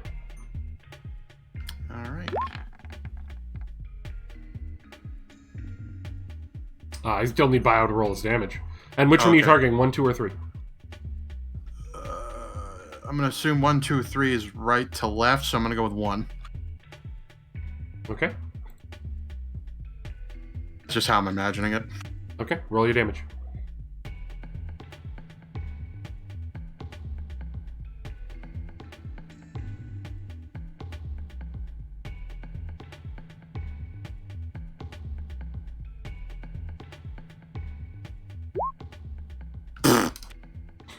Okay, that's 4 damage on 1.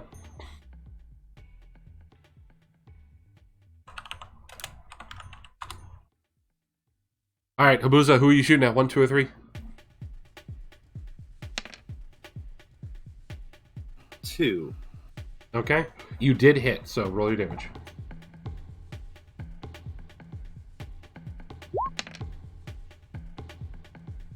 Six damage on 2. Jordan. Mr. Zach. Okay. That's initiative plus initiative. No. No. You're attacking. You have a sneak attack right now. And you're using your gun, so you're gonna use your dex. Yeah, okay. That's what I want to know. I know you're shooting at 1, 2, or 3, and don't forget, you are getting a sneak attack. Mr. Rogue. Yeah, so that's shit. So you roll to hit like normal with your handgun, and then you do your handgun damage plus your sneak attack damage. Which I don't remember at this level. Is it 1d6, 2d6? It's a 1d6 with the handgun. Okay. Well, not the handgun. I'm talking about a sneak attack. He's a Oh, rogue. I It's don't 2d6. 2d6. Okay. So you roll to hit, and then you get to roll 3d6 plus your bonus. And which one are you hitting? 1, 2, or 3? 1 and 2 are hurt. I guess I'll go for 3. Okay. So that's saving throws, I assume, for hit. No, it's No. it's 1d20 No, plus your to hit for your handgun. 1d20 plus a hit. Okay, Yeah, So the sorry. yeah, that should be marked on your handgun on the middle of yeah, your it should first be on page. your attacks and talents portion of your sheet. Should be like dead center on your first page. Okay, so that's 5. I assume. Yeah.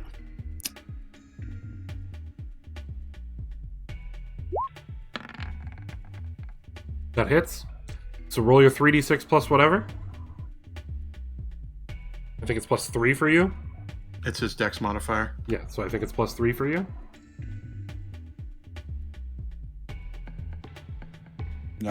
My dex modifiers 2. Oh, how do you have a plus 5 to... whatever.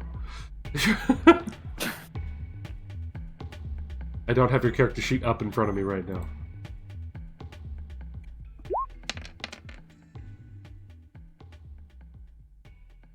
Alright, so guard number 3 gets taken down by a shot to the head. Yep. And Coda!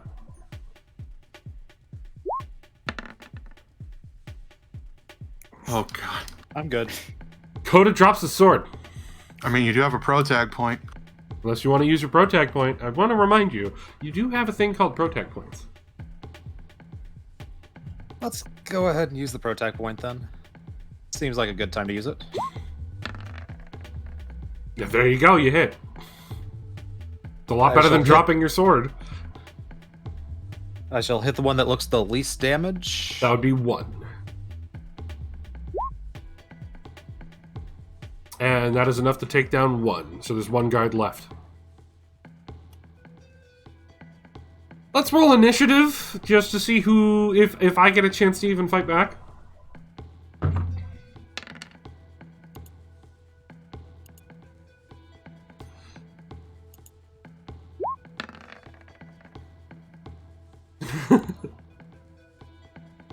Also, I gotta remember how to pull up the initiative tracker. There we go. Oh yeah, I don't have your tokens on here. That's fine. I'll be a gentleman and let him attempt to go first. Well, Zach is definitely going before me. What about the other 2?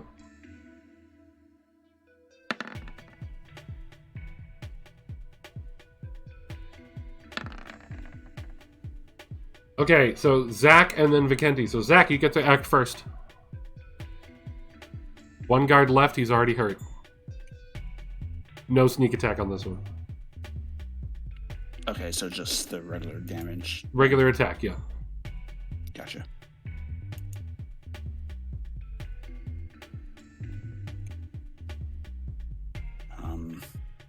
So roll to hit first and then damage. Yeah, go ahead and roll the hit. BRB 1 second. That's a hit. Then That was weird.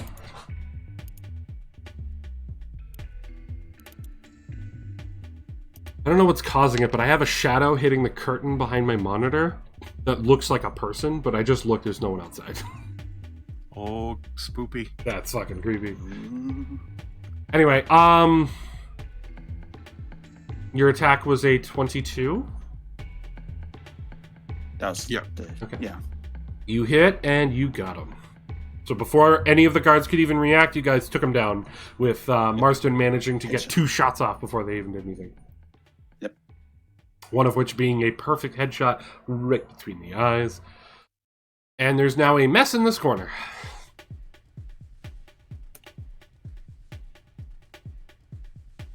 But the patrol is dealt with. Okay.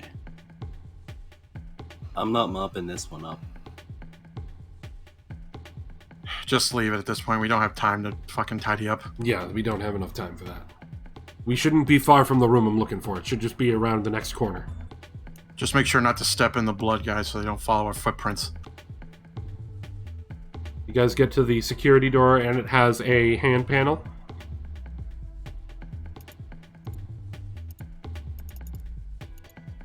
Sounds like another job for Cohen. You're right, it is. He walks over to one of the guards and drags their arm over. Drags them by the arm and just slaps the hand onto the panel and it opens and goes, much quicker. Let's go. Okay. Get around the next corner and there is the door. Who wants to check out the door? I'll check out a door. Why not? All right. Perception? Are you doing it quietly in case there's anyone in the room? Of course. Then stealth first. You are a fucking ghost. You get over to that door, you open it, not a single creak, nothing. In fact, the rest of your party is just surprised that you didn't make a damn sound at all. Is someone going to check out the door? Or oh, wait, what? You're gonna check out the door. Where'd he go? Anyway, so you've got the door creaked open. Go ahead and perception.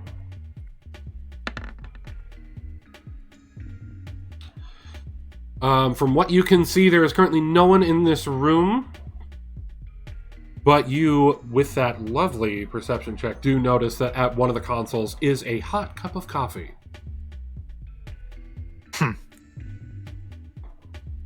Federation doesn't even have the dignity to drink tea. How dare they? Yes, that's the information to take from that. Perfect. Anyway, go ahead and relay back to the party. I will make hand motions of someone grinding up some coffee beans, putting it into a maker, and then pushing the buttons to get it to start making the coffee. All right, guys, do you even recognize what that is? Fuck no. My servants make my tea. Is he telling me to steal so. space second? They might not even know how to make that. They all look at you with, like, cross-eyed. I'll just say there's no one in here. Come on. Someone was in here earlier, but So they might come back. yes. Cohen walks in and heads over to one of the consoles and sees the cop, and he's just like, this is piping hot. They're going to be back soon. Someone keep watch. Is I'm the gonna door get to we work. came into the only door in and out? Yep. Okay. And he gets to work.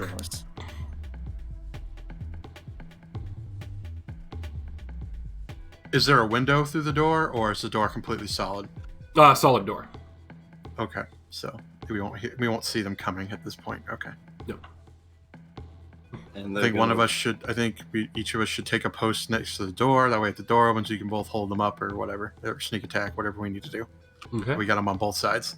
Agreed. I also take one of the positions. Understood. All right. Give me perceptions.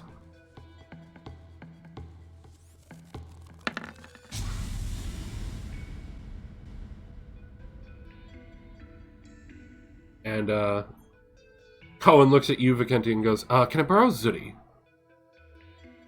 Yeah, sure. And do the little hook, and off he goes. Zooty flies over to him, and Cohen just sort of like motions to him to like turn around. So he spins around and he grabs one of the cables from his back, hooks it up to the console, downloading the data that we needed. I'll look at it back at base. We all got good rolls. Nice. You hear footsteps coming back. Not being quiet, single pair. Well, they're going to pass the bodies, so They're coming from the further down the hallway. No, they're not going to see the body. okay. I And assume we we did. could And hit we the made. bodies. We did good enough not to step in the pool of blood, so they don't see a fucking footprint. Okay, so it's not this door that we had the hand. No, yeah, we didn't have this one No. be opened with a hand. No, this Okay. was around the next corner. There was a security door between the two corners. Okay. So we're on the other side of the security door. It's probably best if we don't attack with guns. Maybe we try to hold this guy up. Guys, I have an idea.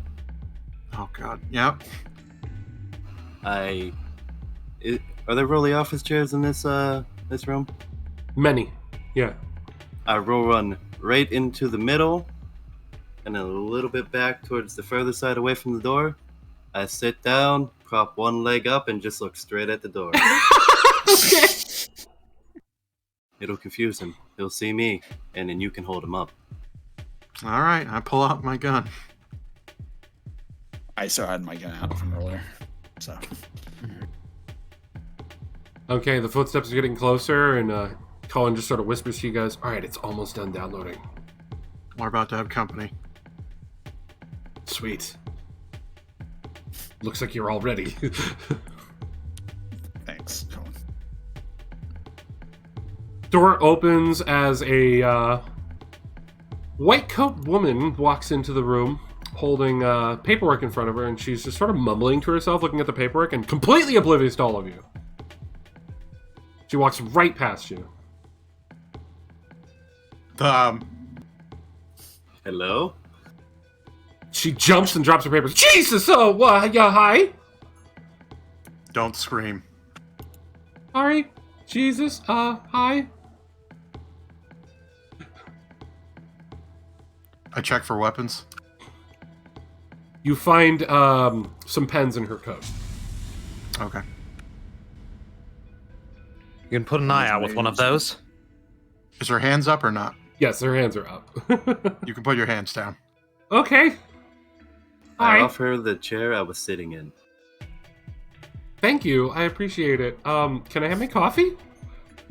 Seems like I'm going to be answering some questions, I'm assuming. Sure, why not? Okay. She sits down in the chair, has her coffee in her hands as she's shaking. Look, as long as you cooperate, you'll be fine. Sounds good. I'm not military. I can tell. Okay. I'm glad that you can, because some of the people here can't. I mean, it's the Federation. What am I supposed to expect? Yup. I can't wait to go back to Anaheim. So tell me, what is your name and what do you do here? I'm Mary. I'm from Anaheim Electronics. I was just here trying to gather up some calculations. And Cohen goes, yeah, thank you for those, by the way. You're welcome. But yeah, I am just here providing some data and gathering some data for our work back at Anaheim. Which, as those of you who may not know, is a electronics, tech, and mobile suit manufacturer on the moon. One of, I should say. Located in Von Braun. I can't believe the NHL moved the Anaheim Ducks all the way to the moon. God. When is relocation?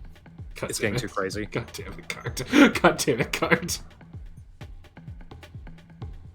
Anyway, I assume you find Xeon gentlemen will treat me as a civilian. I will answer what I can. I don't know everything they're doing here, but I will answer everything I can so that I can go home. Calculations for what? Calculations on the current power supply for the mobile suits. The Minovsky engine? Yes. Interesting. We're trying to figure out the data so that we can try and enhance Anaheim's engines. Because we don't, unfortunately, have Professor Minovsky. He's still working for Zionic. Though I have heard through the grapevine, don't quote me on this, we may be trying to poach him for our company.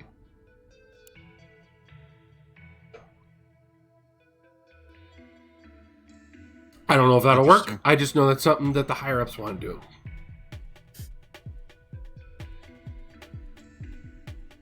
We already got his protege, Dr. Ray, helping us out. Interesting. Supposedly there's a new mobile suit. Have you seen it? I'm aware of our reverse engineering assistance we've done with the Zakus. I have many issues with them. Frankly, I think Zionic did it way better. but yeah, they won't listen to me. I don't make enough money.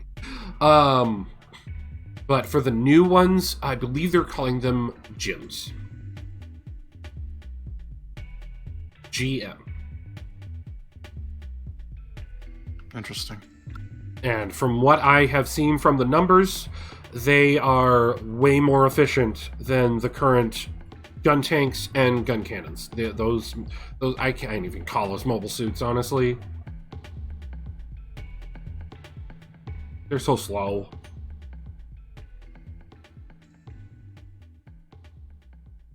Well, I am fresh out of questions. Does anybody else have questions for her? Do we have any specs on any weapons the gym might be equipped with when they send them off?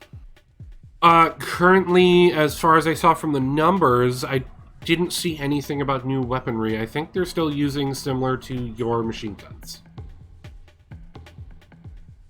Just with like a different loading mechanism.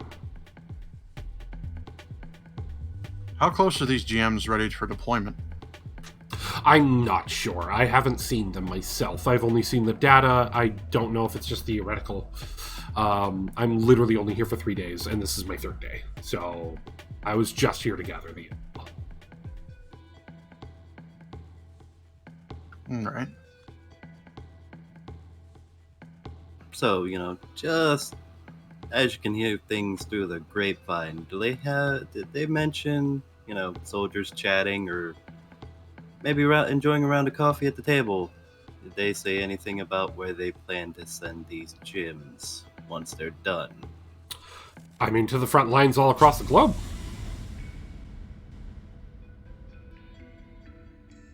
So they're basically mass production at this point. I mean, again, I haven't seen them. I don't know if they're done.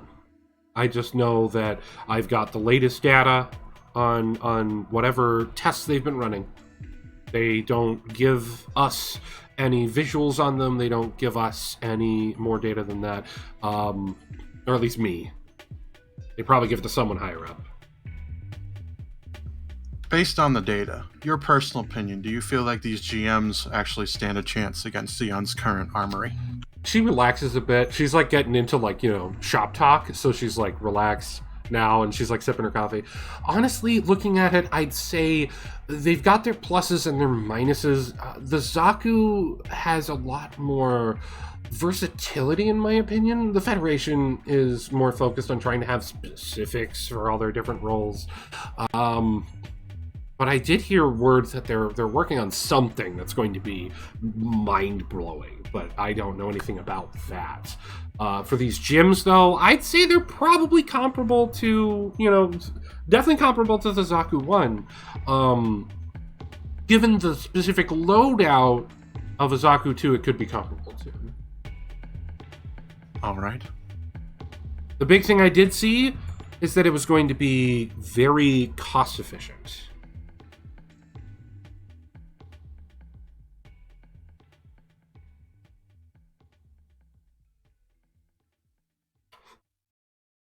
All right, well, that's all I got for questions. Does anybody else have any questions that I didn't cover? What can you tell us about this Ray person? Dr. Ray? I don't know, some big brain important guy because he was protege to Professor Minovsky. He's located in one of the colonies. I don't know which. I know he travels to and from Earth all the time. Out of character, I'm assuming this is Amuro Ray's dad? Yes. Yeah. And also out of character, is he dead at this point? No. No. Okay, all right. I just wanted to know. Wasn't sure where we were timeline-wise. Okay.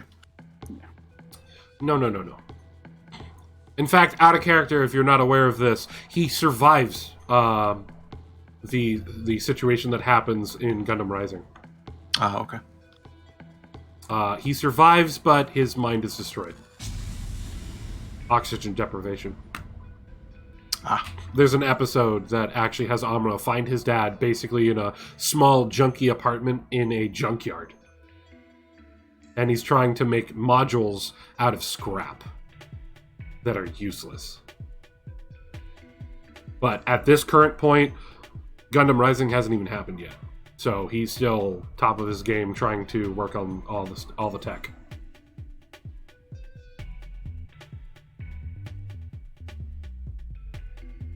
Okay. Now, at this point, Professor Minovsky would be dead, but this woman doesn't know that. Okay. All right, I'm out of questions. I got nothing. So I think we can probably wrap this up unless somebody has something. I just have one more question. Mm-hmm.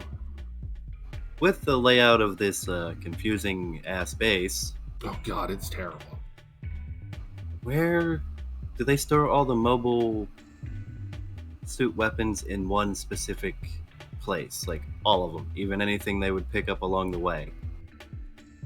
I'm not entirely sure. I do know that they have 2 smaller warehouses, one on each end. That's usually where they take intake. And I want to say that the one on the,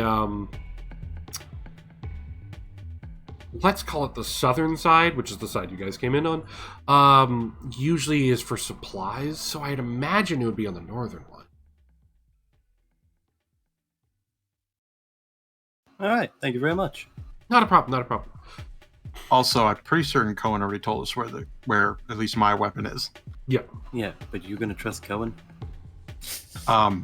More than this lady. I mean, she's nice, but she could be wrong, or she could be lying. I would rather trust a nice lady over Cohen. I don't know. She is a dirty. And that is why I'm the mobile suit team lead. Okay. Anyone want to roll perception about the paperwork that she dropped? Yeah, sure. I'm a curious man. At the very least, we have confirmation.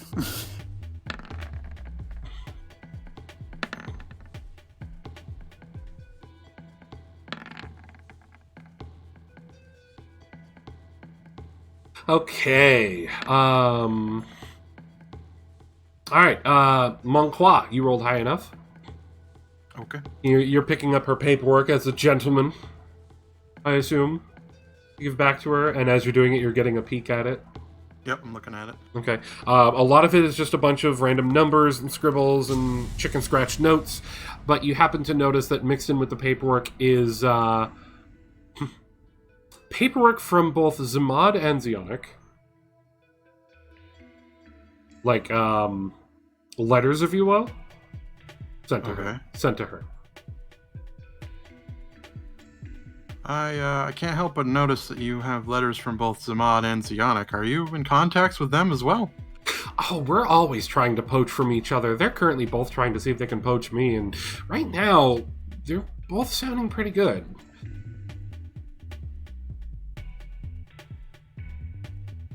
Well, I can assure you that Zionic's clearly the best way to go. Just my personal, unbiased opinion. Kodo, your eye twitches about Zamad. Because remember, you've got connections to Zamad. Yes, if you would like a letter of recommendation, I can supply you one if it is needed. Although I'm sure with your capable techniques it is not, but the offer is out there. Oh, I appreciate it. Thank you. I give Kodo the stink eye. I immediately just assess the situation and just point to Coda. I'd have to argue with this guy. This coming from a guy driving a bomb. Anyway. Meanwhile, I just roll my eyes at all of you. Anyway, I hand her paperwork back, and I'm wondering. I'm like, well, I don't really feel like tying her up, but I don't know how to like. How do I be like? Look, you don't. Look, here's the deal. I'm not going to tie you up like some ruffian, but this is what I want you to do. You never saw us. You never had this conversation. No. Everything was fine.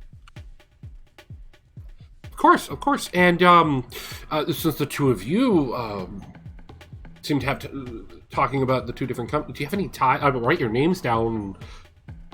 I won't say a word to any of the feds. I mean, I don't have to. I'm not under any sort of obligation. I'm going to roll to see if she's lying. Go for it. It would be... Insight. Insight? Okay. God, Everything's +3. It's so easy to roll. You think everything's up and up. This definitely seems like the people that you're used to seeing with your dad. Like, not the higher up hoity-toity people, but like, whenever you would go with your dad to the facility and there would be all the scientists, they were always really nice to you. They'd always talk to you. This is not military. This is a career woman. The only thing on her mind right now is how to up her career and how to keep creating shit.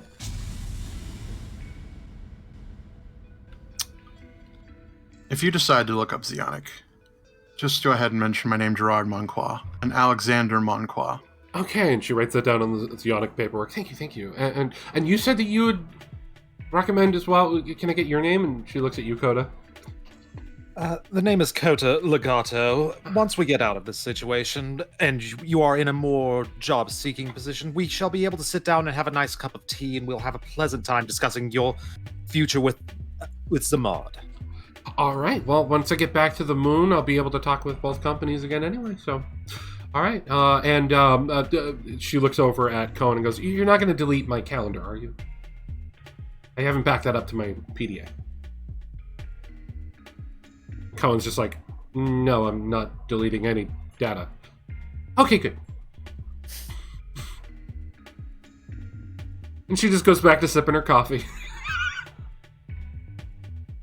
All right, gentlemen, let's get out of here.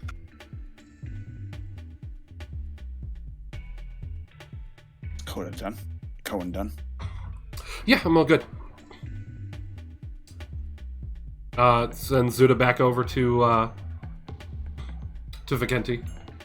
And I strap him back on my back like a small child. See, I picture him more in the front, kind of like, the front child-carrying ones. I think that would be adorable. Perfect. Yeah, but he has less health than me. Yeah, it's true, and you'd probably get shot in the chest. It makes a lot of sense. Yeah. Someday. So, as you guys are getting ready to head back out, Vicenti, they changed Psyche. What did they change that over to for you to roll? The new type stuff? I believe it's wisdom. Okay, go ahead and roll me a wisdom save.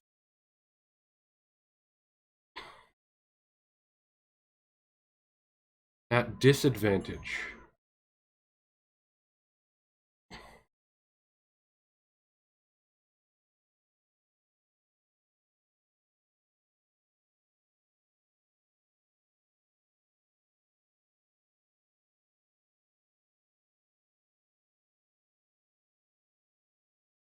Why did the music stop? I'm scared. I know, right? We're gonna die. I'm waiting for him to roll. He already rolled. He did. Why is it not showing Yeah, up on he my did. sheet? The last thing I see is Monquois' roll. I see 16 and 11. Are you sure it didn't auto-scroll? I just typed in test. Do you see that? I do Yeah. see that. Weird, I didn't get his. So we got 16 and 11? Okay. Your head starts feeling immense pressure right now. The 16 and 11 just showed up for me. What the fuck? Yeah, that's weird. All right, must be lag or something. I guess. Anyway, you start feeling immense pressure in your head there, Habuza, or Vicenti. Not the exact time I want this to happen. Yeah, I think my Roll20 shit in the bed right now. Because I tried to play new music and it's not playing. I hear it. We hear music. I don't Yeah, I hear hear it it. at all. Hold on, let me refresh. Now it's gone. Yeah, I stopped it because I Yeah, had it's to gone refresh.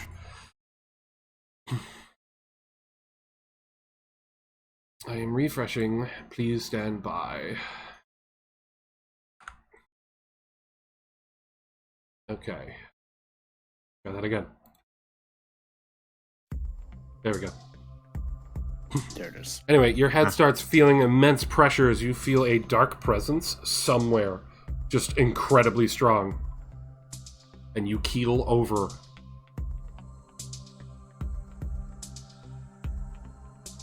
What the fuck, And Private? And you feel those eyes on you again.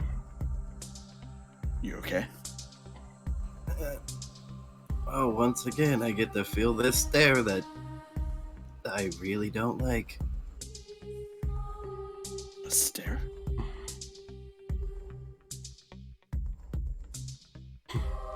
Yeah, let's Go ahead. let's say there's something here that's not really agreeing with me anymore. Cohen's looking at you concerned. What the hell's going on? As Did the you base's find- was there alarms anything start about going this? off. As a what? The base's alarms start going off. Oh, you gotta be fucking shitting me. We didn't trip any alarms, did we? Cohen runs over to one of the consoles, and the lady's just sitting there going, I'm not touching anything. I'm not touching anything. And he's quickly matching at the keyboard. Base is on alert. They detected a mobile suit outside. You think they spotted Illyria? Was Illyria in her suit? Yeah, she was in her suit in the woods, waiting Okay, for I you didn't guys. know that. I wasn't sure if she was like on foot or something. Okay. She was in her suit on outside. We gotta hurry over to that warehouse. Fuck. Let's go. At least this will provide us hopefully ample distraction that we might be able to do what we need. Let's make our way to the Oh, I warehouse. hope she hasn't done anything stupid. The canteen, Marston- the pressure Marston, is grab still the canteen. there. The pressure is still there, Fine, but you are able to sort of hold yourself together. It's not hurting as much. Yeah, let's just get this over with. I stumble along behind him, using the wall as a crutch. I stay with him just in case, so I'm a little bit slower. Cohen throws your arm around him and go, we gotta move fast. Zach, get the other side of him. And you guys start Roger. rushing down the hallway back to where you came so you can head towards the far warehouse. Cohen's got the map out on his little tool. As you guys are running, go ahead and give me a perception check.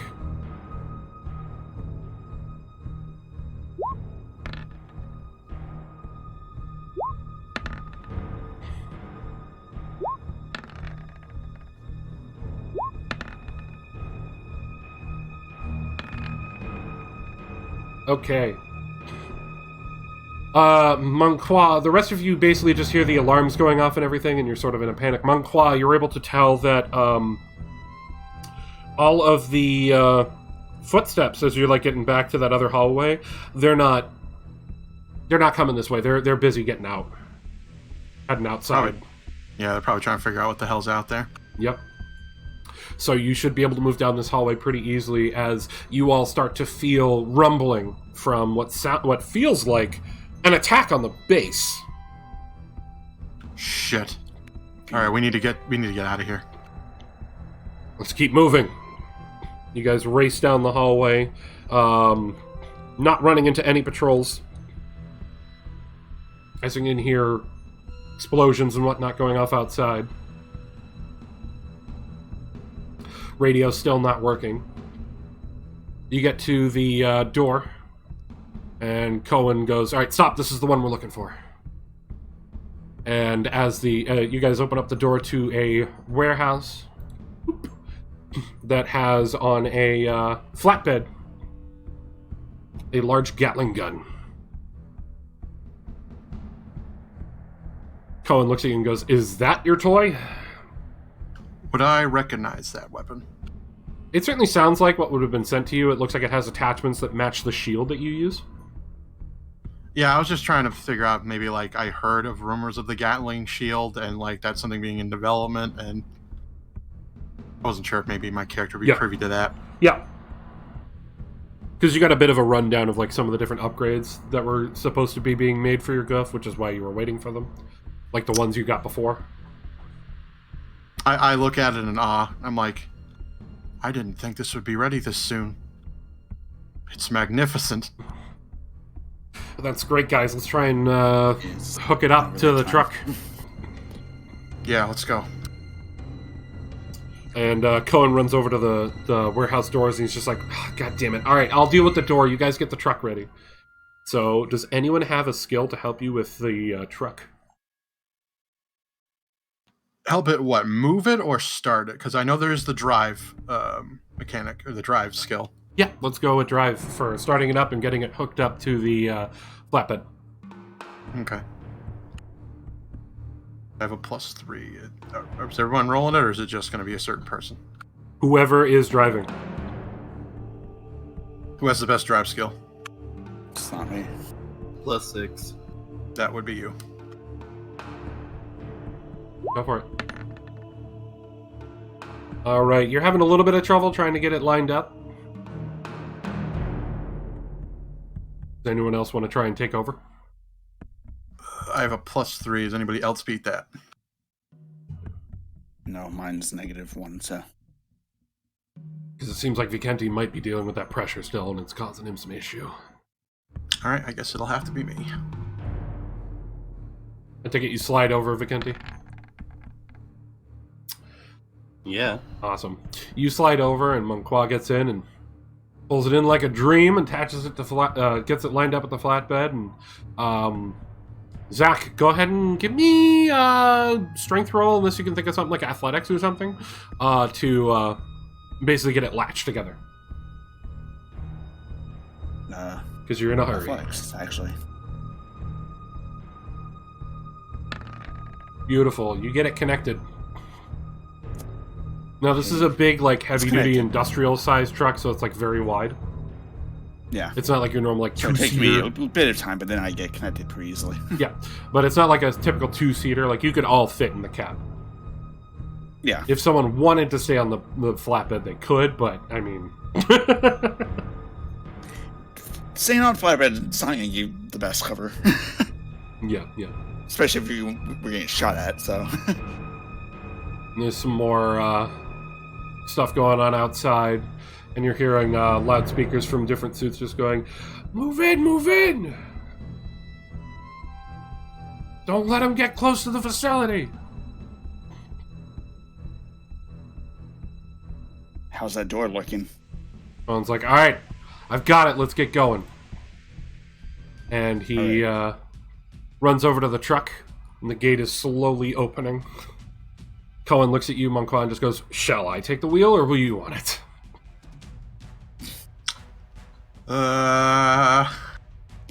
Probably you should take the wheel. Okay, then. He jumps in and pushes and slides you over. Habuza, can you get me a another wisdom save? Disadvantage.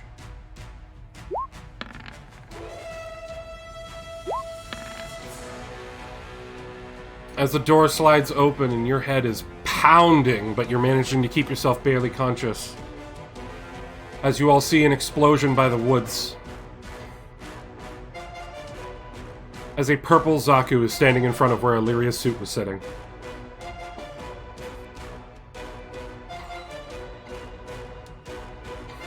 And Habuza, the eyes are coming from it. Sorry, Vicente. So that's where all this trouble's coming from. What the fuck is that? That's not our colors. That's not even one of our symbols. I suggest we avoid that at all costs there, Cohen. Yeah, that's my plan. As the warehouse immediately to the left of where you guys are starting to pull out opens up, and a white Zaku steps out. Is it the one? It is. Palmer. He looks down at you all. Oh, fuck. What the hell are you? Wait a minute. You're not the same guys, are you? I weakly lean over Monqua and just flip him the bird out the window. I approve. He pauses for a moment. You see his suit, like, looking back and forth and just going, "That's not from you, is it?" And he aims his gun. It's not even Xeon colors, you idiot. Cohen just goes, "No idea. Not a damn clue. It just destroyed our unit."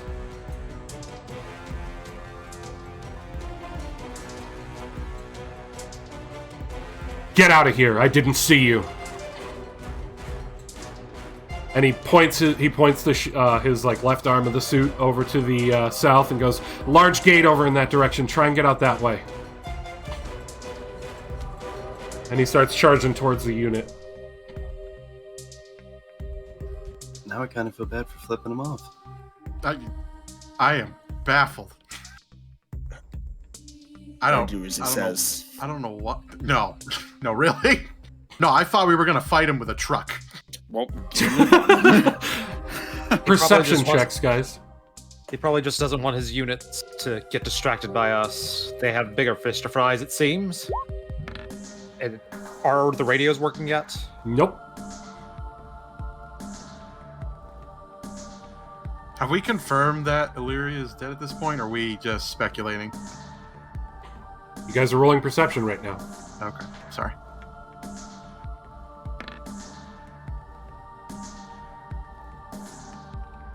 Zach got a nat 20. So the rest of you are sort of in just lost in the chaos. Zach, you can tell immediately. Two important things. One, where that explosion is has bits of her unit. The other thing you can tell, most of the base's defenses are destroyed, and that Zaku does not have a ranged weapon. I will say we lost Illyria. And from the looks of it, this base doesn't have any defenses anymore. And that thing doesn't have a ranged weapon, so at the very least, it won't shoot at us. Cohen punches the wheel. Son of a bitch! We're getting out of here. I'm making sure the rest of you live. And he starts flooring it towards the exit. I looked at Coda. How's Coda feeling? Coda is not very happy about this, but until he gets like a radio confirmation, he's going to try to hope against all hope she's okay. She got out. As you guys are heading towards the exit there, continue. I just look ahead and say nothing, but I've already assumed that she's gone. You guys are heading towards the gate that's slowly opening. You can see Federation soldiers trying to get it open with a bunch of trucks trying to evacuate. We're going to blend into the evacuation. Brilliant. And you see a Jeep pull up next to you with a white-coated lady. And she looks up at you and goes, "If they look at you, I'm going to tell them you're with me." Thanks. And I just give her a nod. And she basically, like, leads your truck. You guys are kind of congested at the exit there as the Zaku is fighting a bunch of the Federation units and destroying them. Do I see where Palmer's at this point, or no? Too chaotic. Palmer is in the front trying to fight it off with its machine gun, but the Zaku's dodging every shot. Damn. And as you're watching, give me a perception. I want 3 of you to give me a perception, and I want the new type to give me... Do we have a new type skill? Or is it just wisdom check? It's literally just wisdom check. Alright, give me Yeah, a I don't wisdom think check. there is a new type intuition or anything like that. Alright, perception checks, and Vikenti, give me a wisdom check at advantage.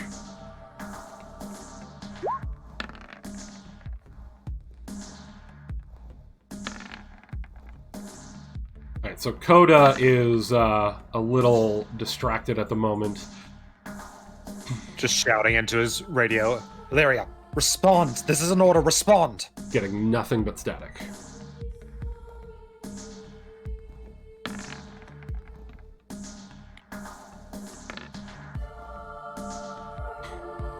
Okay.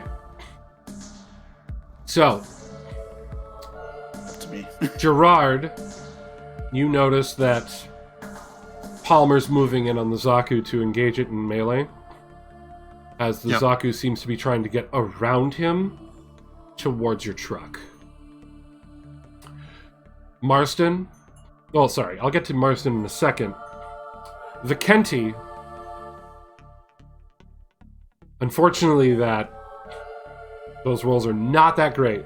So you don't notice anything crazy, but the pressure is so strong that you start to feel yourself losing consciousness.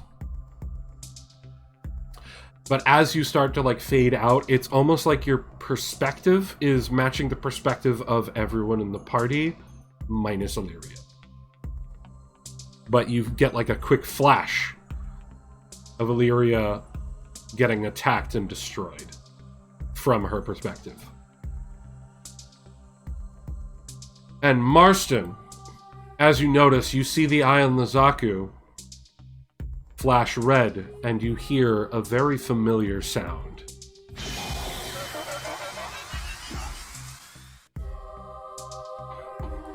Sound. As it manages to push past the Zaku and start charging towards your trucks. You guys are right at the gate, and you guys are in the clear to start driving, and Cohen floors it as the Jeep with the doctor heads in a different direction.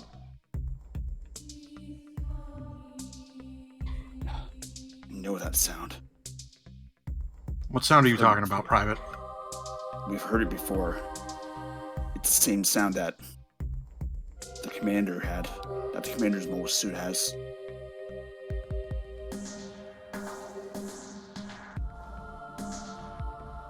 And Cohen is just trying to drive as best he can on the lack of road you guys came in on. I'm gonna need somebody to give me an eye back there so I know which way I need to dodge. As the Zaku is charging after you and not the Federation convoy that's evacuating. Shit, it's definitely after us. It doesn't have a ranged weapon though, so we'll have to get in close to get to us. Yeah, well, this thing's a piece of shit versus a fucking Zaku with boosters. It's not going to take long for it to catch up. Yeah, but at least we have a chance. So give me perceptions to try and give him some warnings.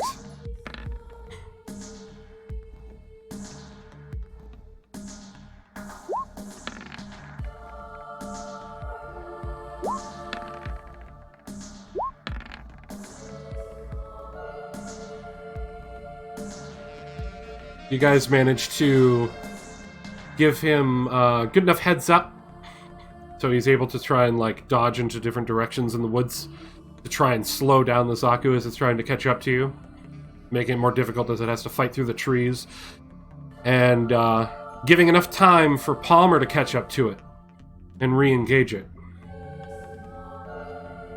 And Palmer's speaker goes off and just goes, "Keep going, I'm gonna try and hold it off. Just get out of here. I don't know what the hell's going on."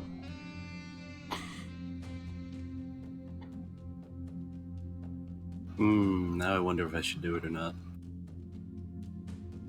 Do what? You've passed out. Yeah, You're watching the action from your teammates' eyes right now. Oh, you mean none of my new type stuff would work? Not while you're unconscious. Yeah. Sadly, no. Sorry. Aw.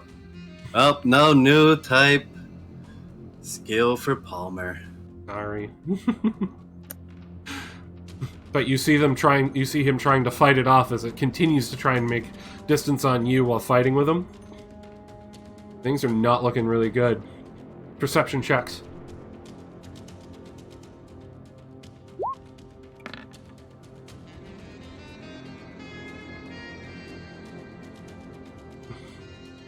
Alright, Coda got a 6. Marsden got a 14. Monqua with the double 7s. Yikes. Great. So, Marston, you managed to give a little bit of a heads up to help him out, but not as much. The Zaku's gaining on you, and it's really close. And the forest is making it a bit harder to see where it's coming from. Exactly, but you can still see that eye flash every once in a while through the trees, and you can all now hear, because it's close enough, that lovely, beautiful sound as it approaches you. Cohen just looks at you all and just goes, "All right, everyone, brace, heads down," and he just full pedals the gas.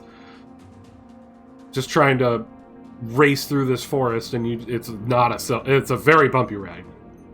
Very bumpy ride. As the Zaku is getting ever closer, things are looking pretty bad. One final round of perceptions.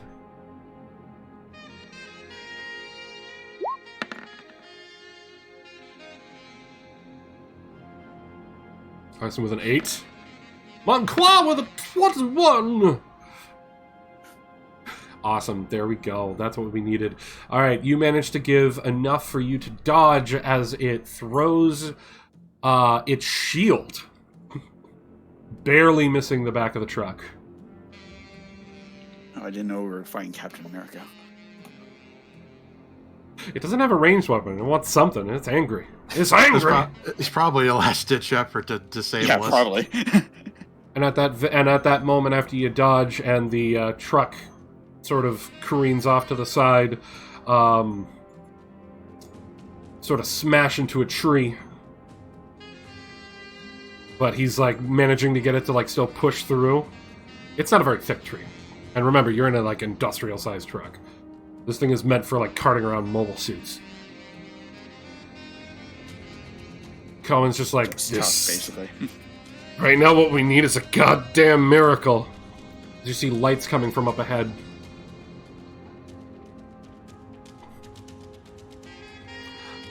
Something's coming. It's not that far. Also, I forgot to swap over to that to show you those two together. My bad. As the Zaku is approaching you guys, as you're getting unstuck from that tree, Palmer right on its tail. The Zaku gets pushed as the Major Zaku has arrived. And the Major looks back at you guys, and through his loudspeaker just goes, "Get the hell out of here, now! Keep them safe, Cohen!" You hear Cohen shout back outside the window like, "Are you fucking kidding me? You want us to leave you here with that damn thing?" And you see the Major say back, "Just remember side 2. You're in command." As it body checks the Zaku back towards Palmer. And the two of them square up, blocking it from you guys. Anything you guys want to say or do? I don't think we have much of a choice. We don't stand a chance against that thing right now. I just look incredibly concerned. You notice that after he said side 2, Cohen's face just goes completely serious. Like, usually he's got a bit of, like, that doofiness to him that you guys like to make fun of. Right now, it's almost like he's different. As he just stares forward, his eyes are very serious. You can see a little bit of, like, sweat, maybe? Who knows? Dripping down his face. As he, like, right by his eye. And he just guns it off that tree. And beelines it out of there. As you guys see the battle behind you sort of fade off in the trees.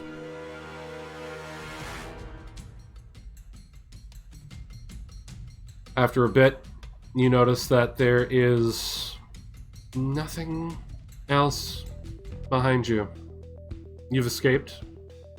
And you've got a nice hour-long drive back to base. Is it really nice, though? That was sarcasm.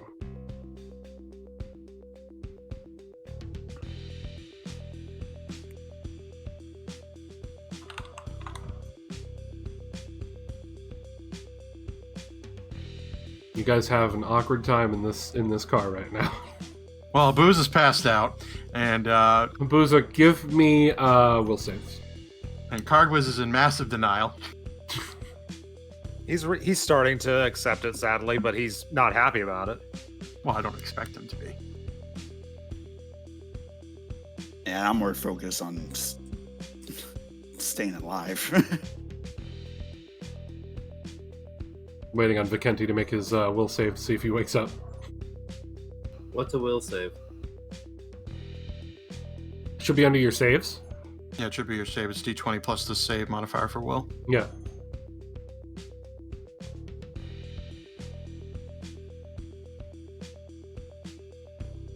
Oh, there is no will.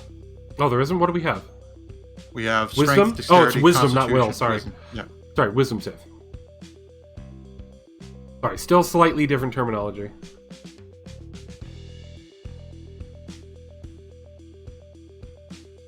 So that's just my wisdom modifier, right? If Well, that's it's your save. Yeah, you have a box for saves. I don't remember which saves you have a check mark next to. Wisdom, and for some reason it took my wisdom stat. And added your proficiency. Yes, it's 21. It should be your wisdom bonus plus your proficiency, so it should be the plus whatever plus 2.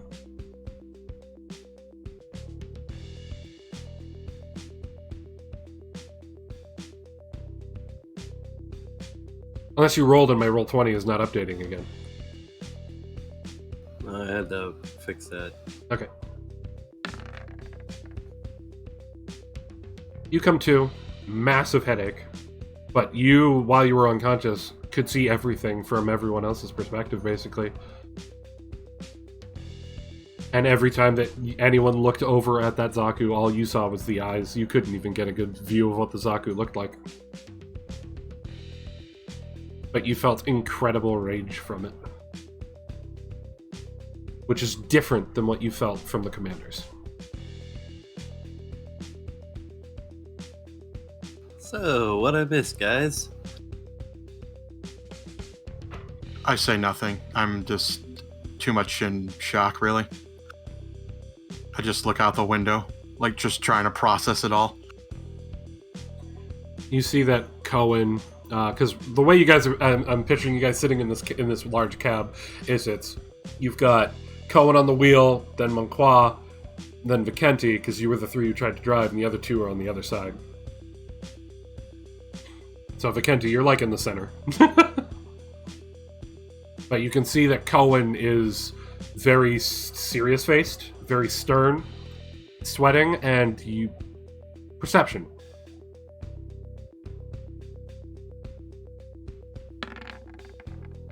He's crying. His face is still showing like seriousness and whatnot, but you can see that his eyes are crying. That's not sweat.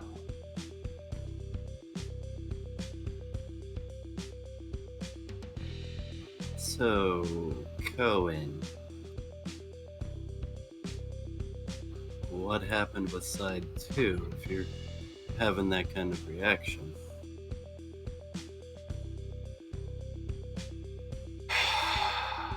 I still don't know all the details.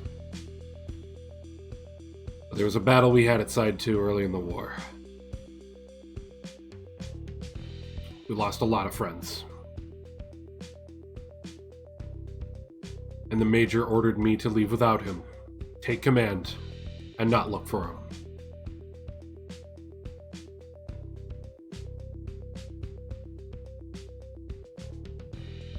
I'm sorry, I usually don't react to chat while we're playing just to keep into the moment, but Thanks just went, it's a bad day for Rain.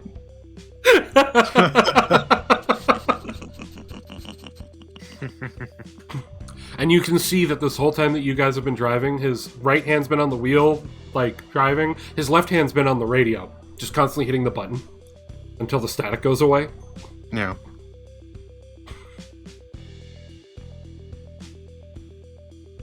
So I guess that'd make 2 reasons to cry.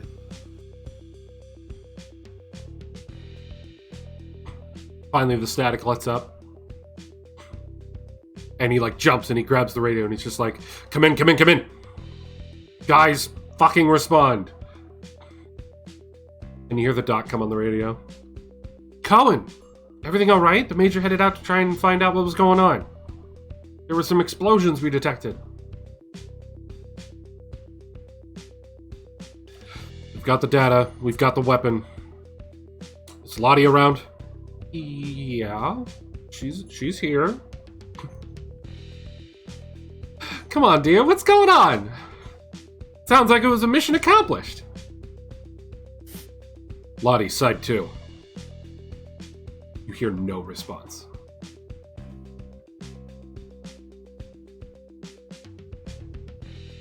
Bay's open and ready.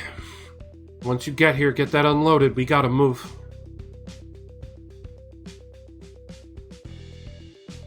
You guys have never heard Lottie with that tone of voice. And the doc's just like, Lottie just walked out. I don't know what that means, but I guess I'll be ready for when you get here. Does anyone need any medical supplies? The rest of us are fine. Vicente passed out, though. Vicente might need something, though. He did pass out. I'll be ready for him.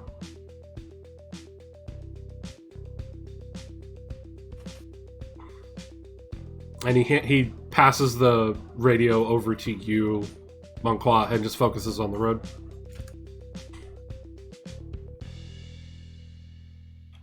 Okay. I just hold on to it. I don't really say anything because I really have nothing to say. So unless the doc decides to coax something out of me, I'm not really talking. Nope, it's completely quiet on the other end. Okay. If anyone wants to do anything, say anything before we take our break? Not really.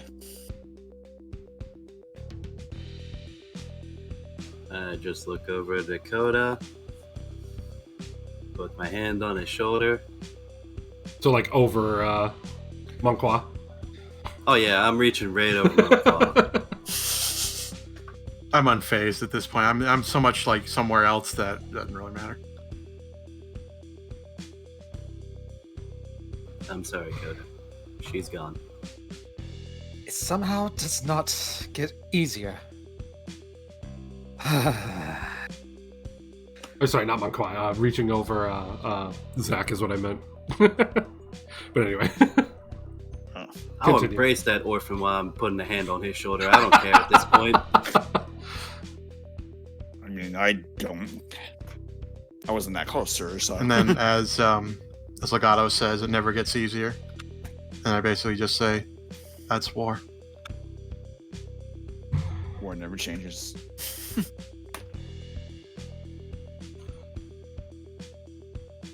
It only changes when we end it, and if this side too gets us any closer to it. You see Cohen look through the rear mirror to make sure everything's clear and stops the truck for a moment. Is there a problem? Steps out for a second.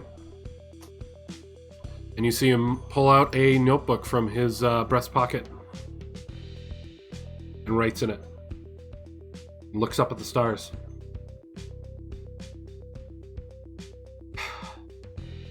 Gets back in. Puts the notebook back in his pocket and just goes, "Always remember your comrades." And drives off.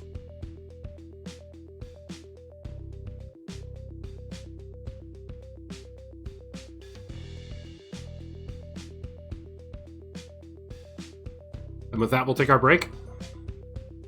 Sounds good. Nice depressing moment. All right, I'm going to go have a pee and then a quick cry, and then I'll get away. So yes, we will be back in just a minute, everybody. So get up, stretch your legs, grab a drink and a snack. I'll see you in just a few minutes. But before I go, I have to read this lovely message from Cardwiz. You ever lose one of your best friends and maybe your commander in a horrible giant purple robot attack? Drown your sorrows in anguish filled with a can of generic cola. Generic cola. The tears of our cola canners will replenish all of your own. Melancholy has never tasted so good. I hate you so much. No problem. Alright, I'll be right back. Same.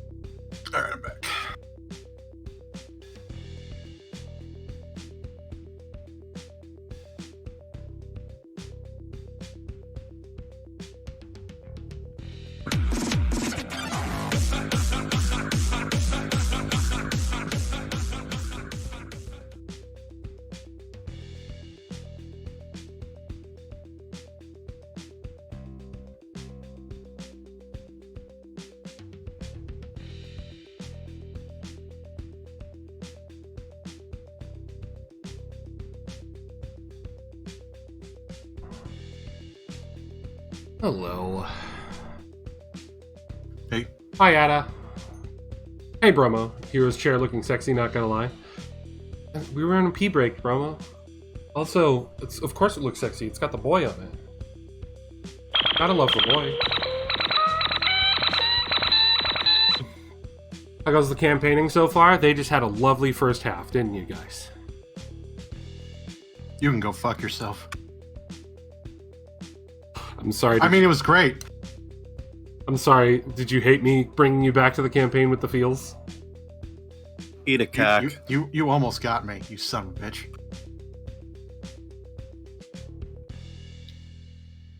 I've been I planning. stabbed a dude in the mouth, so I'm good. That is true. You did stab a dude in the mouth. That makes everything better. Everything's better now. Alright, let's find ourselves something good here. Which one's this one?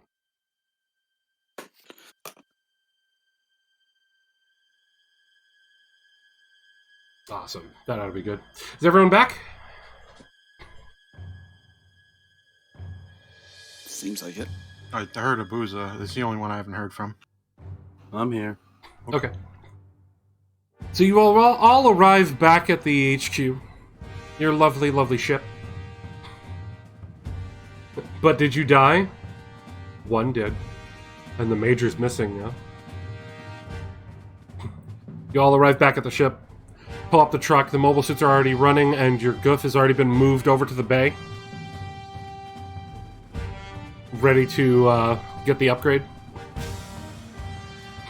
And you see Lottie standing, arms crossed, at the ramp.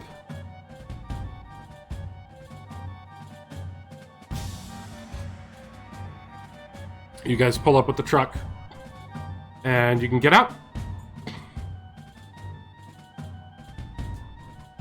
All right. I get out. Well, I get out so that way Abuza can get out. Yep. Oh, I can't climb over you again? Dude, we can't reenact what happened that totally didn't happen on the last episode. It's just a little tease. Anyway, you see Cohen, as soon as you guys arrive, gets out of the truck and heads right up the ramp, and Lottie looks at him and sees his face and immediately starts crying.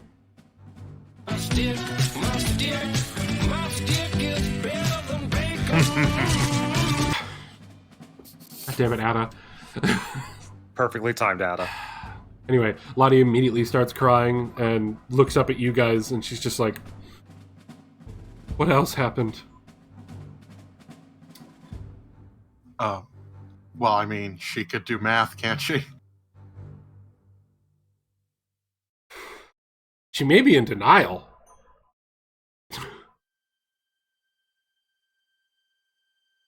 I'm gonna let Coda do it. I feel like Coda needs to say it. She's gone. We need to regroup, begin this next phase of this plan, and it would probably be best if you inform us when you get the chance. Okay. All right, boys. All of you in your mobile suits. We're moving out.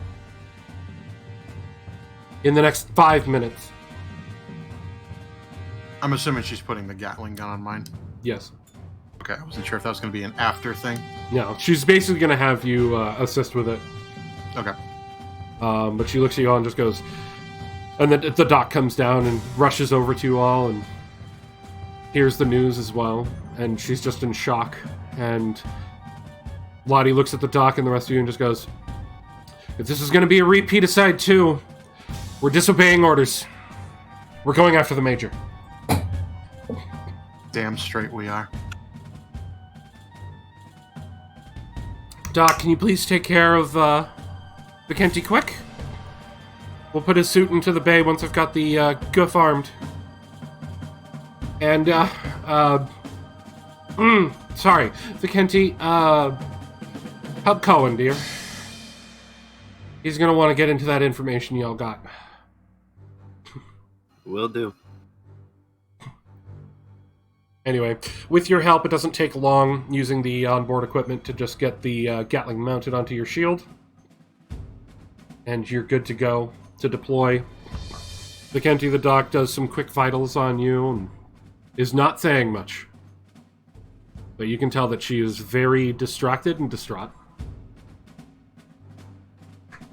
I give her a head pat.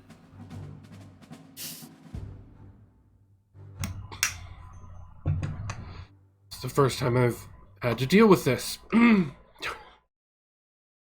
Well, I guess the second if you think about it.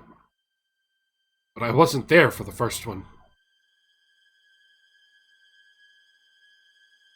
Well, Doc, sadly, whether you're there or not, it all hurts the same in the end. It does. Anyway, your vitals are looking good now. Take this, and she hands you some of your meds. If you start having an issue again, take this. Hopefully it'll help. Thank you very much. It's time to get some answers. Please repeat that. Ada's trying to ruin all of the mood. God damn it, Ada. I didn't hear what you said. I think it's time to get some answers. Yeah, just a bit. Anyway, she lets you on your way. At this point, Coda, you're in your Zaku tank. Thank you, Ada. Coda, you're in your Zaku tank.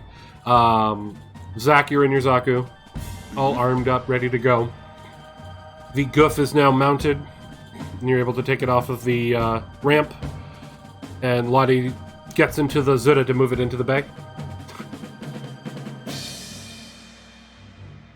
And you can already hear that the ship is up and running and getting ready to move. And Vicenti, you head over to the bridge? Yes. With little Zudi following. You walk into the bridge and you see Cohen's like running between 3 different terminals. Alright, Cohen, where do you want me and Zig? He points over at the Federation computer you guys stole before. And just goes, the data on Zudi, I need you to get into it. There was a file in there that talked about a facility. I need to know what direction that's in. But right now, we're going to be heading back over to that base. Alright, I walk over, I hook a cable up to Zudi, and... oh, try. Alright. You go ahead and roll me... give me 3 investigations, or whatever you want to use for computer usage. While that's going on, he gets onto the radio for you all in your suits. As the ramp closes up in the back. Alright, everyone. The last orders from the Major is I'm in charge. I need to keep you alive and continue with the mission. Right now, I have Vicenti and Zudi trying to decipher the information that we've gathered. Whatever we find, I think we're all in agreement that it's telling us that our next destination is somewhere in the direction of that base. Does anyone have a problem with that? Negative, Yes, sir. Commander. Good!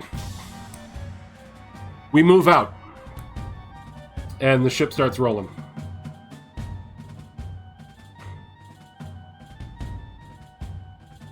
And you guys start taking off back into the night. Heading back in the direction of that base to the east. Traveling for a bit. You don't hear explosions anymore. But you do see the smoke off in the distance where the base was.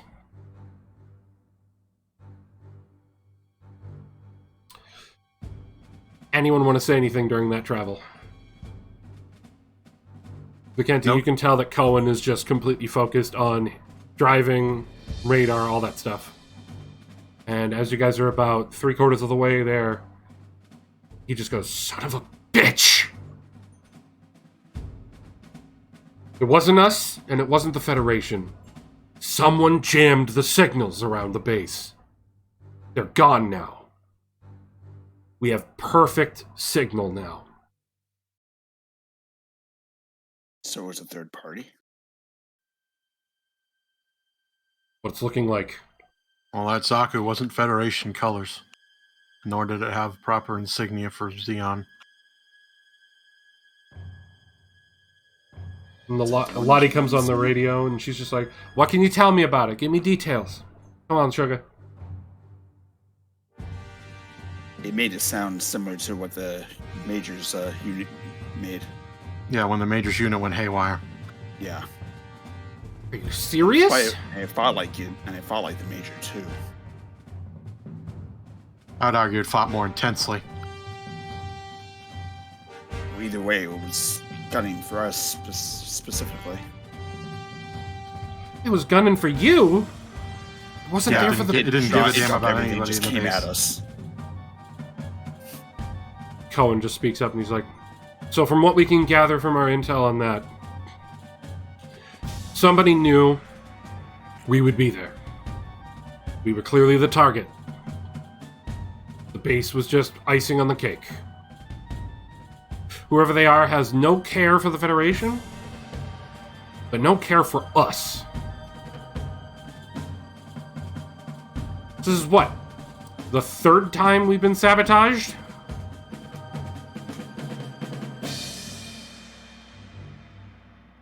So, just out of random curiosity, could one of you explain what exactly it looked like? It was a purple Zaku. It was a purple Zaku with no ranged weapon. What you guys saw was it was a Zaku 1 that had a hand-mounted shield, not shoulder-mounted, that had spikes on it.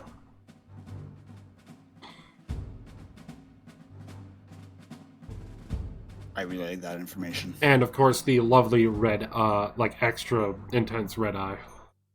Similar to the Majors. I relay all that to Vicente. Well, at least I now know what it actually looks like, adverse to what I saw. What does that mean? What are you talking about, Private? So, remember when I said the Major's mobile suit had a awkward feel to it when he went berserk? Yeah. That was more of a kind of sorrow-ish type of feel. Now flip it on the other end of the spectrum of just an intense... All I got was an intense hatred, anger, rage.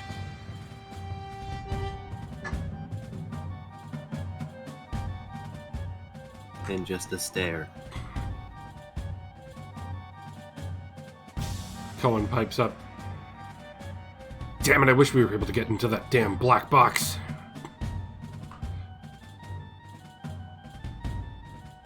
I have some data. When we get a chance, we'll try and see if we can take some peeks that I copied over, see if we can find anything.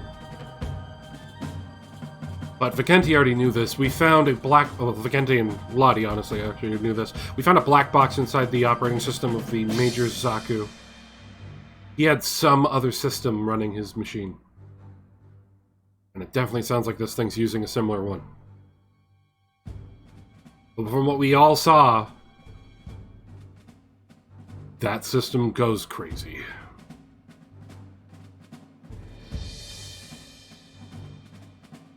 You guys arrive back at the base. It's just a smoldering pile. Smoke everywhere. Explosions, like little craters and whatnot. What do you do? Search for any... I was going to say, those of you that are outside in your mobile suits, Vikente's still doing his thing on the computer there, which you gave me some rolls, yeah? Yep, I gave you all three of the ones you wanted. Okay. So to go through your rolls, at this point, the first two would have already gotten through. First one, you struggle to find anything. The second one, you managed to find information about the gyms being finished and being tested at a facility, and you were trying to dig further to find it. You're still currently looking for it. The third roll will probably give you that information. It's a 20. Well, that's interesting to know. I guess she didn't get to see all the data because we might have a problem soon on the front lines. Cohen looks at you and just goes, well, I did hack past what she had clearance on, so I got more data than she did. Because apparently the new mobile suits were finished and they were testing them. Great. Fantastic. Anyway, the three of you outside. I believe that Monqua was going first. Yeah, I'm going to search for survivors. I'm going to try and particularly see if I can find any signs of Palmer and or the commander. All right, give me investigation or whatever you want to use for searching. What are you two doing? I would like to go to the site of Illyria's explosion. Mm-hmm. I already know I'm not going to find anything on Illyria, but I might be able to, since that's the first time we saw the purple units, I'd like to attempt to track where that one came from, potentially. Okay. Roll me some investigation or whatever you want to use for tracking. And what are you doing, Zach? I'm probably actually just guarding the. I'm on guard duty basically, so I'll be like closer to the ship, just Awesome. in case. Okay, give me perceptions. All right, Monqua, you got a nat 20, looking for signs of survivors and where those two went. Yeah. Yep. Okay. Looking around for survivors, you find nothing. You find both soldier and civilian alike corpses. You see that all of the suits they had here, some few gun cannons, gun tanks, and Fedi Zaku's all in ruin, like obliterated. Some of them with their cockpit area in the chest just ripped out. And you definitely see signs of some long-range fire causing damage.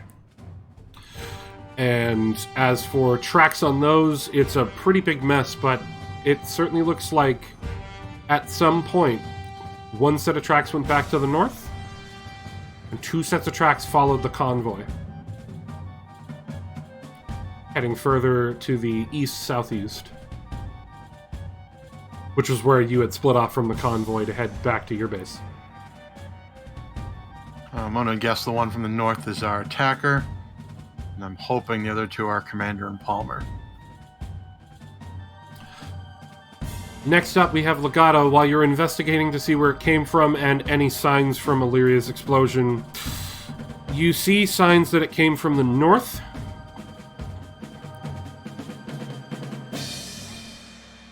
And as you're looking around,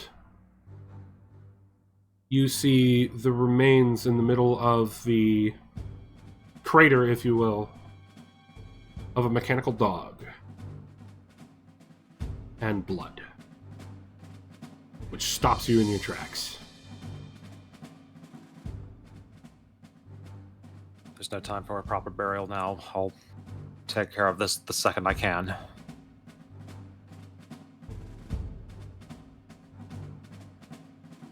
And Marston, while you're sitting on watch, everything looks clear. Yeah. Everything looks fine. You're not detecting anything. Nothing's on any of the radars. It looks like everything's clear right now. No enemies or anything, really. It's pretty barren. Yep. It seems like we're safe for the time being, at least. It does, it does.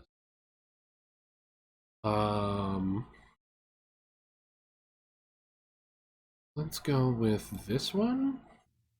I remember which one this was. Yeah. Okay. Just add to the mood, shall I? Anyway. So, you guys have found what you found. Share what you want. So during my search of the survivors, I do not find any signs of a new mobile suit like the gym anywhere in the rubble, right? Nope. So there are no gyms. There were no gyms present here. No, there were none present, and aside from getting your weapon out, any other weapons that were here were destroyed. Right. Okay. This base has been totaled. In fact, as you're like wandering around trying to look, you can see like in the center, because essentially the way it was set up on the outside, it looked like 3 large warehouses and 2 smaller ones. You guys entered from one smaller one in the south and exited from the smaller one in the north. You can see the middle hangar of the large ones is still open, and inside you just see like destruction, and it just looks like tons of explosions went off inside and just cooked the base. Damn. Base All is right. destroyed.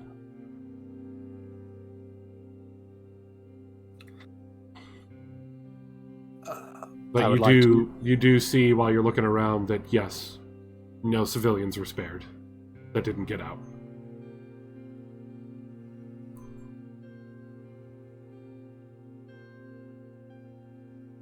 I'm Oh. going to start preparing a grave for Illyria, because I don't believe I know exactly where she came from. So I don't know where if she had living people around her who would want to take the body. So I'll start preparing a battlefield grave.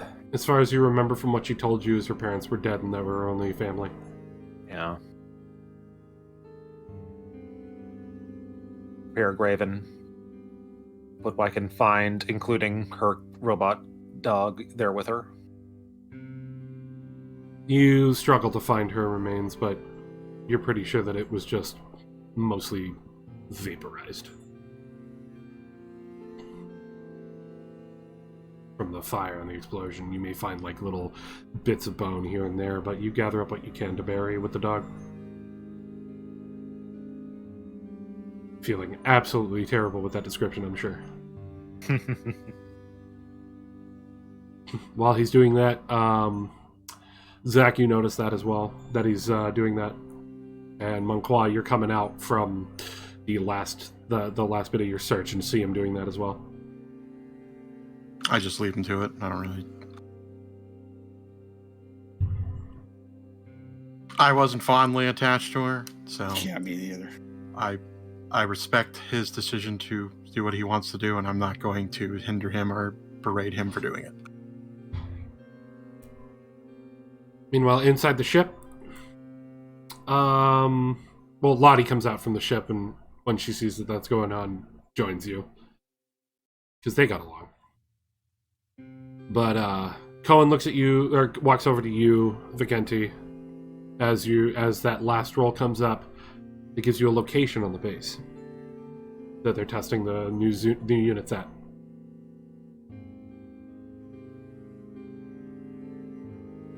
Well, there's your heading, Cohen. Southeast. Gets on the radio. You said those footprints that you saw for the mobile suits where the Major may have gone is to the southeast? Affirmative, Commander. Great. Our mission's aligned. We're still not breaking any regulations.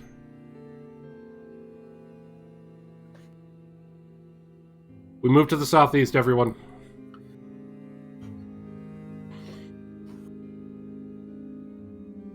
And he looks back at you, Vicenti, and goes, if you want, you can get back in your mobile suit and join him outside. Yeah, I think I will. I'll leave Ziddy here with you if you need any help, Cohen. Yeah. And over the radio he goes, Coda. 15? 15. We move out in 15. Get food, take care of whatever you need to.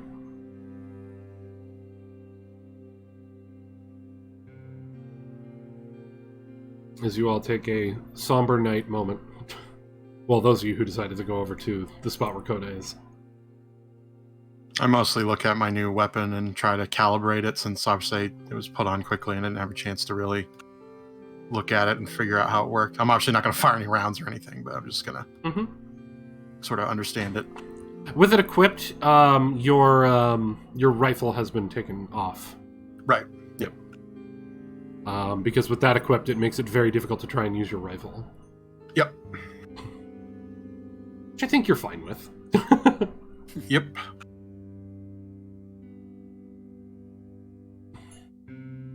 What about the rest of you?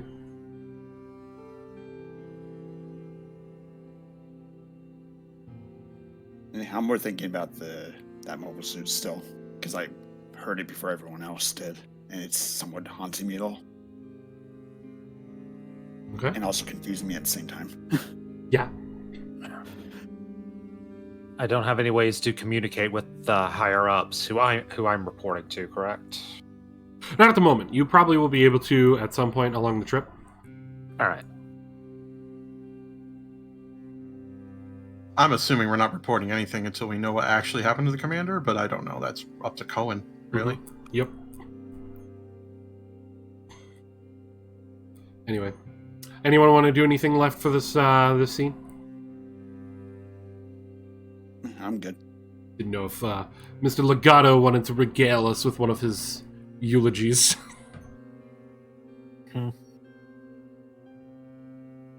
Giving you the op if you want it. I know. I'm thinking about. Valeria had a bright spirit about her. She had the lowest of low lives you could live on this earth, but yet she still overcame. She even made her own friends, quite literally. She even was willing to give herself up to help others, as she found out in the end, and she shall not be forgotten. I will not let her be forgotten. And whoever did this, they will know her name. Man, you know what really sucks? You've had so many of your comrades die, Coda. Jesus Christ. I never quite made that connection. Thank you very You're welcome. much. You're welcome. Yes, yes. Are you cursed? I'm playing the voice in your head. Everyone else is going to find out if I'm cursed. You guys are going to be the ones to suffer. I'm going to apparently live through it all. Fun fact, I'm actually going to, down the line when this whole story is done, I'm just going to have Coda redo all the narration for the intros. So it's just his story, recapping how everyone he knew died. Okay. And then there was that one time the pudding supply got just poisoned. Poor Vigenti didn't stand a chance. Even I think after... I'd at least Even after his fourth cup and saying that it tasted a little funny, he still kept eating. I think I'd at least go out in a Zota Saturn engine explosion. He even Jeez, filled give me his Saturn credit. engine with the pudding. I thought it was a weird way to fuel a giant robot, but he insisted it was going to work.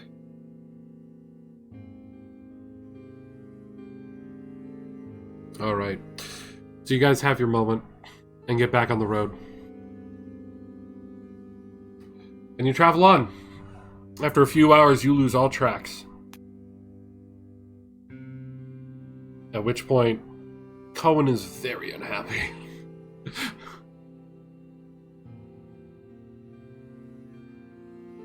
Well, we're going to keep heading in southeast.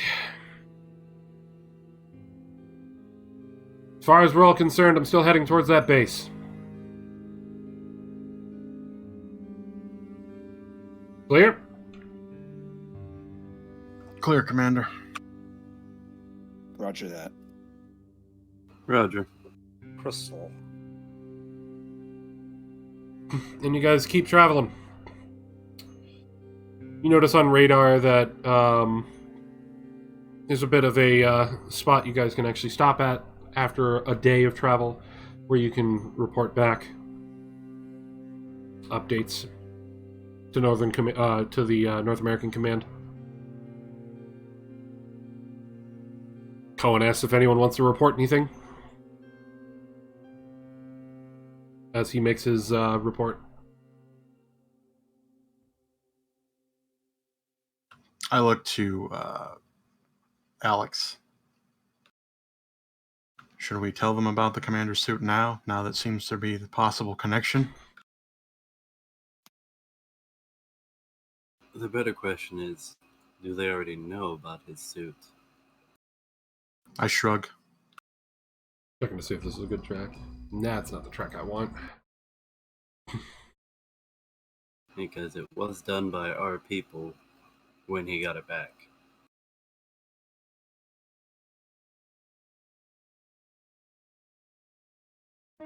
That is true.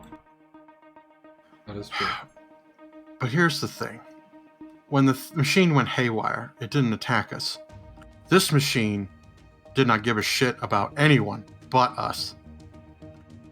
I just find it hard to believe that, let's say, for your silly theory that it's an inside job, why didn't the commander's machine kill us or try to attack us?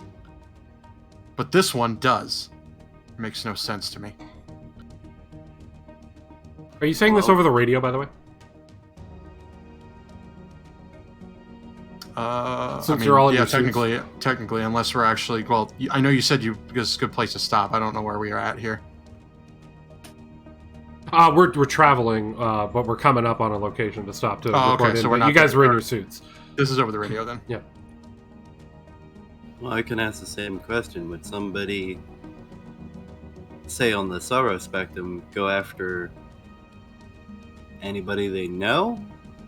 Or would you expect it more from a rage-filled anger to go after everything in their path towards their goal? Lottie chimes in over the radio.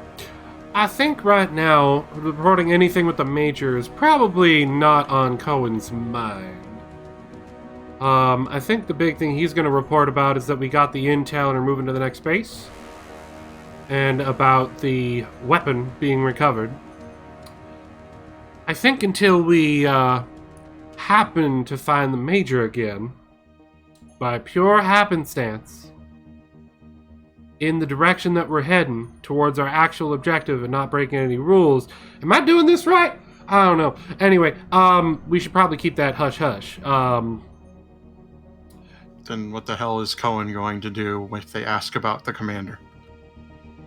Commander's busy. I'm not sure what he's gonna say. They just care to get a little bit of an update. He's done them before, even when the Major was here. Besides, if this is anything like Side 2, and Cohen just coughs on the radio. Alright, dear, you can tell him. If this is anything like Side 2, then this is not this is once again another time when the Major believes we're being sabotaged. Because it happened on Side 2. What are you talking about? What happened on Side 2? We were on a mission. Patrolling Side 2. And a Fedi fleet found our route. In an area there were no Federation. I have a little bit of a problem with that. So did the Major. The team that we were with got completely caught off guard and wiped out. Major went off on his own, leaving me in command to keep everyone else safe. I, of course, didn't listen. What happens when you're not raised military? Loyalty strikes hard. When we found the Major, they were torn to shreds. But the Major was alive. And when I say they were torn to shreds, there were Zaku's, not piloted by Federation, with them.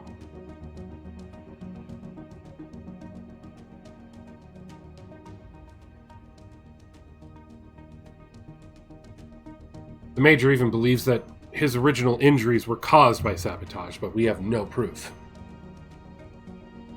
Back during the Battle of Loom.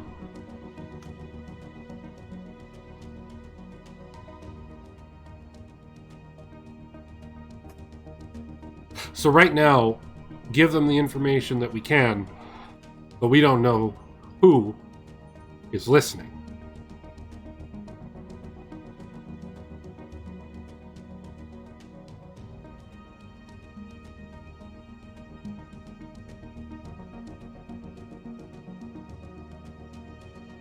But somebody inside of Xeon has had it out for the Major the entire war.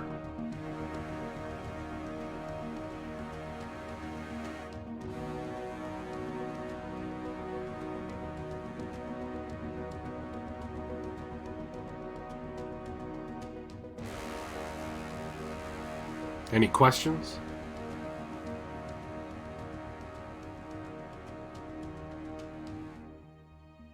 Nope. No. Nope. Time to have an existential crisis, Monqua. Coda, anything from you? No. Okay. Mr. Legato, I believe, as the resident sort of spy, do you want to report into your people while we're here? Yes, I believe they would appreciate an update on what has occurred. And yes, the Major told me that you were also reporting to your people. I have no reason to hide it. We're all on the same side. Well, I mean, I trust the people you report to.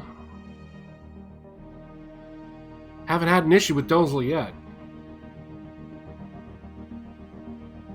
And so far, Garma's been pretty nice.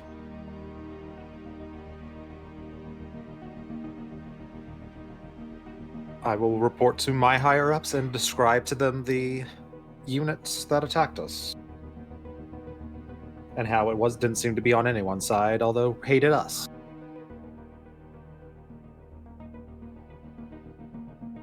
All right. You guys arrive at the location where you can report in, so you can come in to take care of that.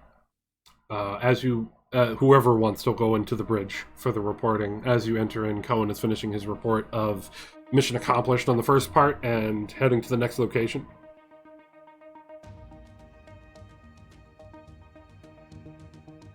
And HQ responds back just saying, "Sounds good.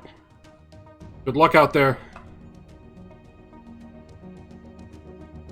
Stay safe, 55th. Turns to, who's going into the bridge? Just you, Coda? I probably will be. Oh.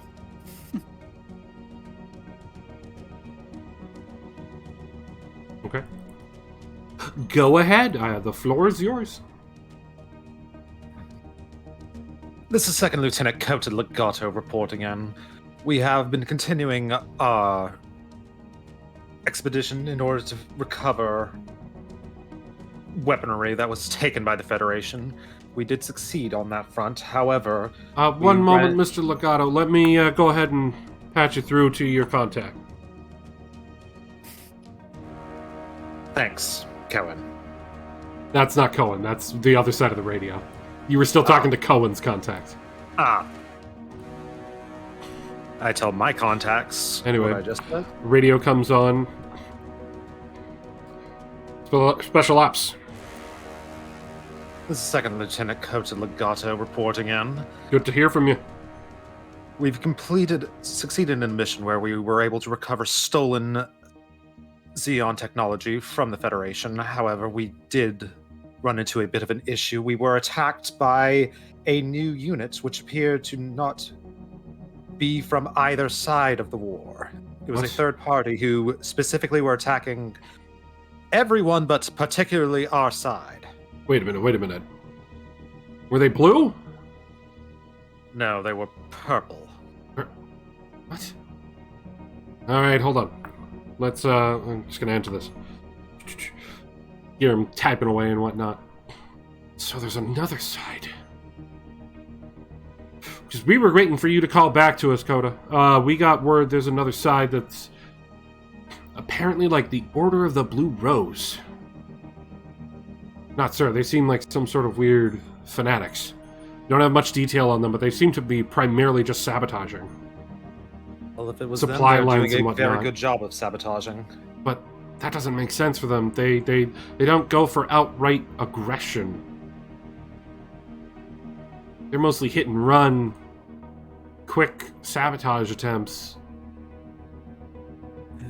Could be possible they're getting more daring, or perhaps, dare I say, another group or individual. If you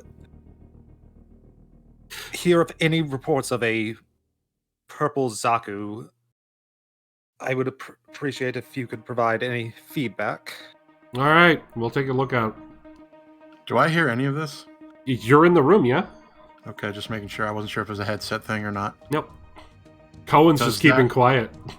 Does that faction name trigger anything for me? I don't know, does a blue rose trigger anything for you? Definitely would. I guess it does. All right. Continue with your report on that battle. That I shall.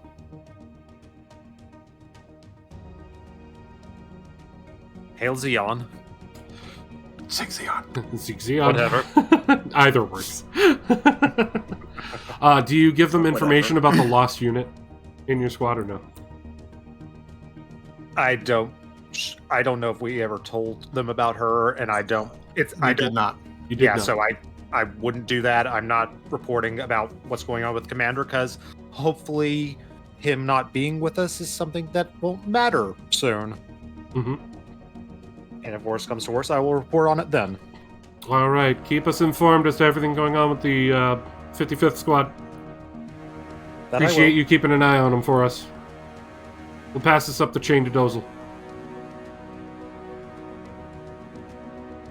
I'm just making a note. Is Order of the Blue Rose, you said? Mm-hmm. Okay, thank you. And line goes dead.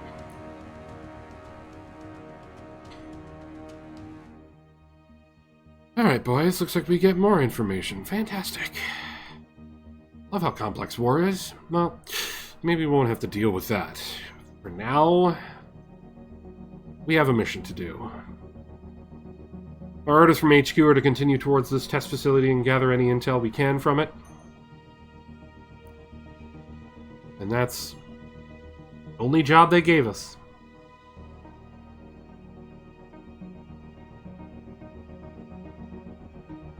They don't even expect us to wipe it out or anything. They just want info. Eyes on the units. That's all they care about.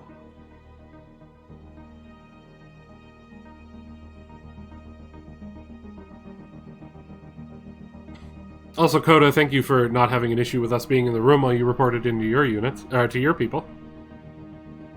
I had nothing to hide, and I don't suppose you have anything to hide from me. Well, I know that when you reported before, only the Major knew about it. He shared the news with me. Well, you're our commander now. We have to relay everything we tell you. Mm-hmm. Yes, but for you guys, this is the first time you were actually aware of this with Legato. I have nothing to hide from my commanders, and you haven't given me no reason to hide anything.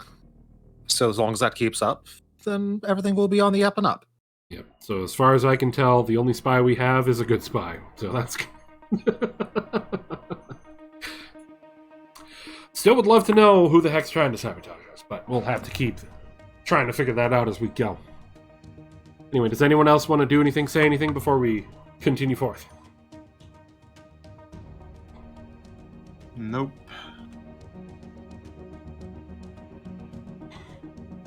Awesome. So you all continue moving on. And from what you can tell from the information, it's gonna be a few days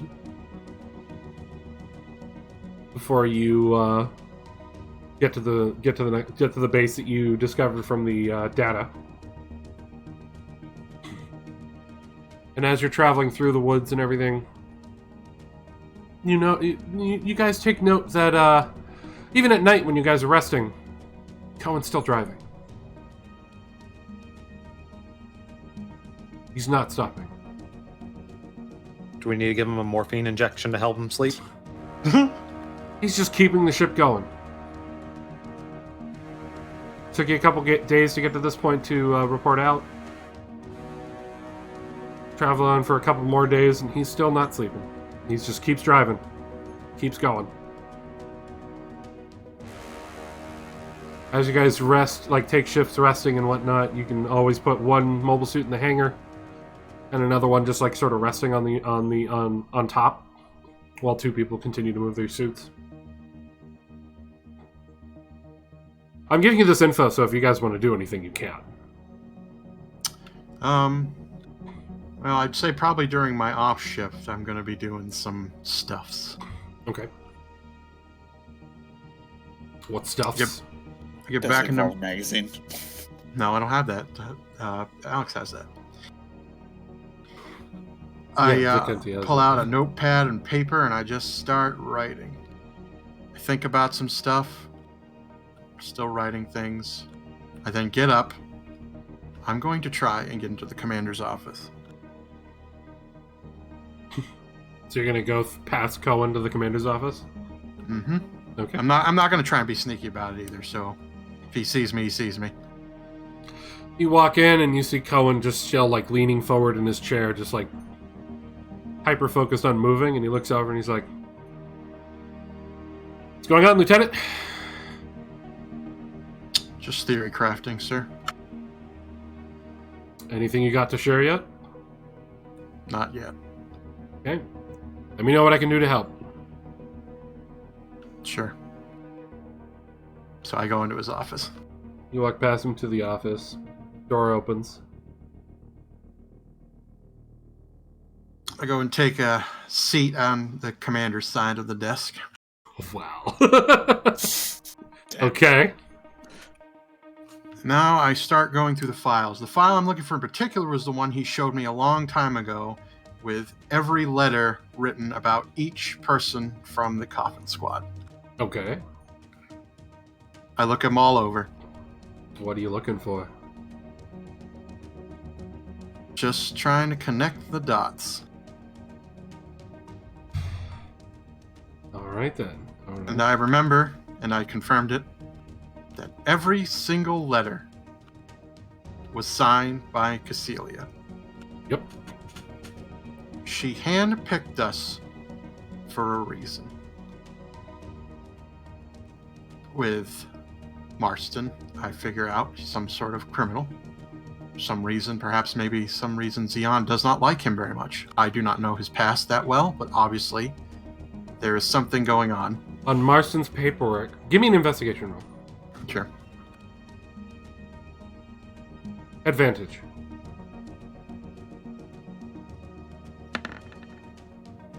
You didn't even need it.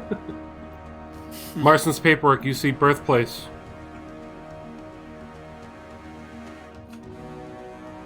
It's the same exact colony from Operation British. That's side 2, right? Side 1. Side 1? That one. Gundam Origin has the name of that colony, and I forgot to write it down. But That's fine. Shoot. I had it pulled up too. I was going to say, at some point, you should write it down on your character sheet so you have the name of Yeah, it. no, I had it pulled up just now because I was Yeah. trying to remind myself I forgot to write it down earlier. But you I do just see put that, side one and usually. that clicks for you. That's the big important information you find from his, amongst whatever was lightly redacted. There's not a lot of redactions on his. No. But you did see that he was listed as a Zahn. criminal vagrant. Zahn. Zahn. Yeah. Zahn. Okay. But you see that it's listed that he was a criminal vagrant found in the homeland of Side 3. Was arrested on the streets for being homeless. And sent to no trial. Straight to essentially prison. And then transferred from prison over to the conscription school. Which, as you know, is just a prison to force prisoners to become soldiers. All right. So on my paper, I write Marston's name down. I put a line under it, and then I write down his offenses and things like that. Mm-hmm. And then I'm done with that. And the next name I write down is Vicente Alex. Okay, Now, roll your I know investigation. his paperwork is completely, pretty much redacted and absolutely useless. Mm-hmm, mm-hmm. But I do remember what he talked about. That he had gone berserk, attacked people, particularly from Zeon, and has been undergoing some strange things going on at the Granada Medical Facility. Yep. And if you roll investigation. Yep.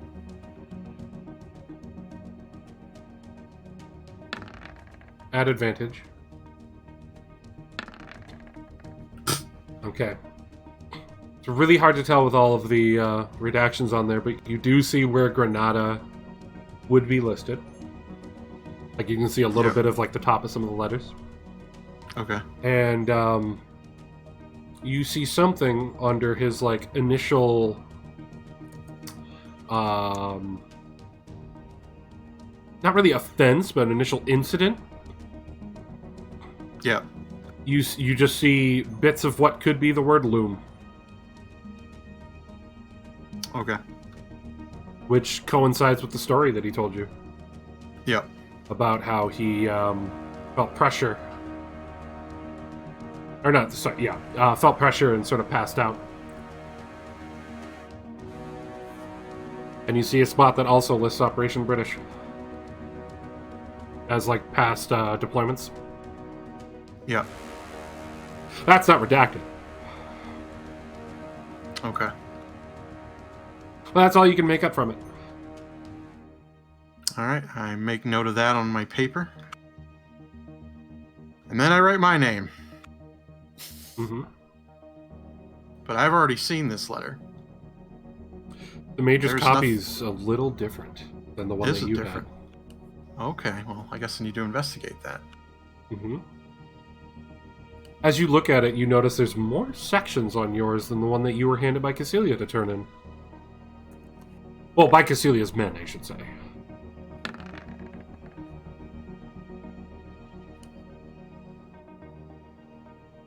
There's some extra redacted sections on yours.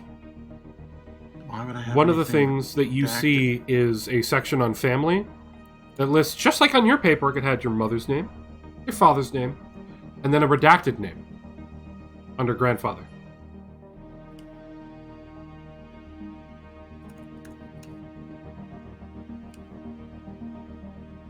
Well, I'm assuming I'm well enough to know who's been redacted here. Oh, I'm sure you can guess who your grandfather is. Yeah.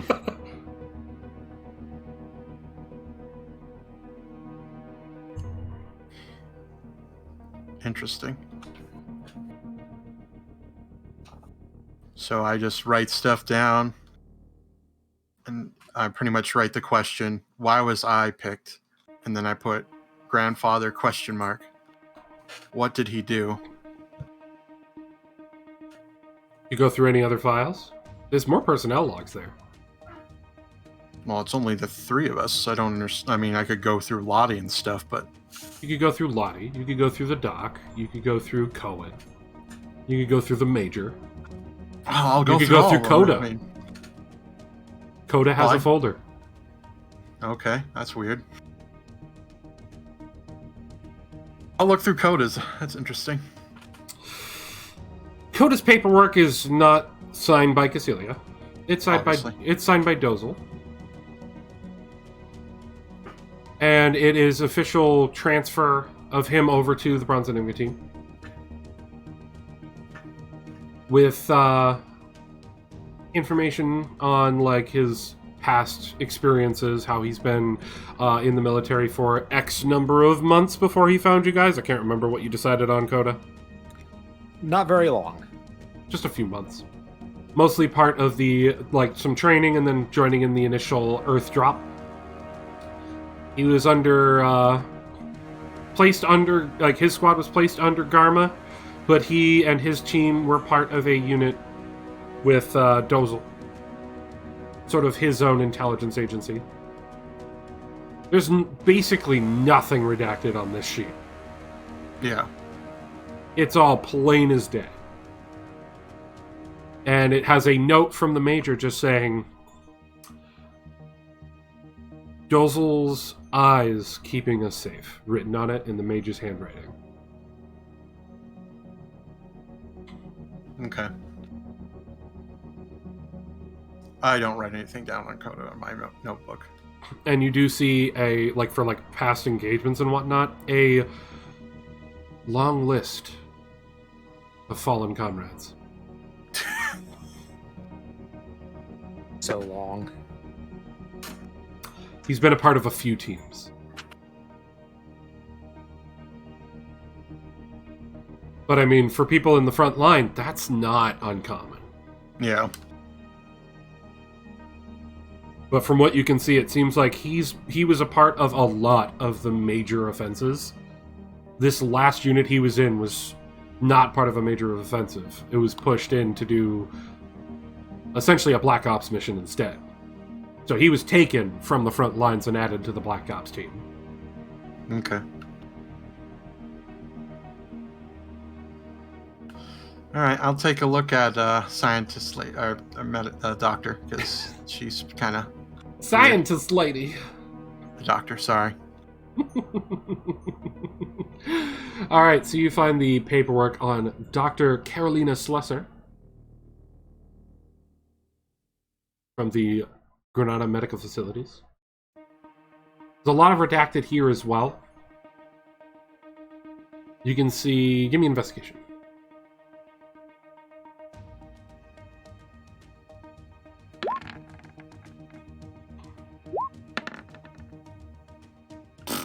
You don't find much. You do see that she's put in charge of keeping track of the medical health of subject Vicente Alex 007.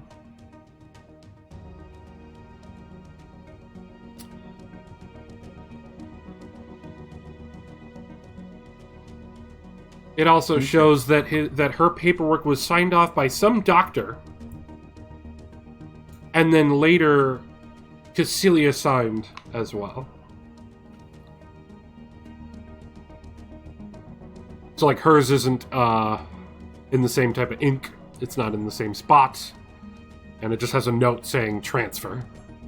Or transfer approved, I should say. Yeah. But it also shows one spot that says next of kin.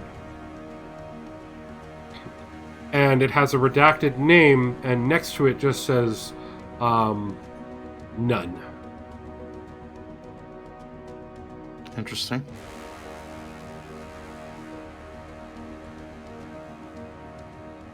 Will you continue? Yep.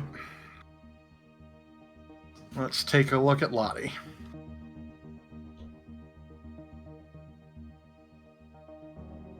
Alright, you pull out Lottie's sheet.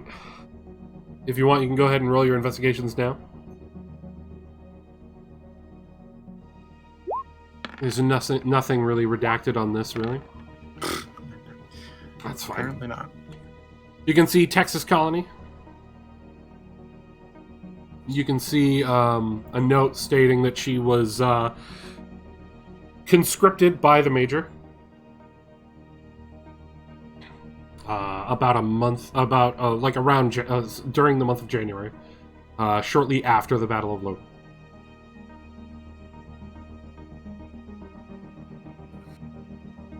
And that she was given the rank of Sergeant Major by the Major, and it was signed off on by Dozel.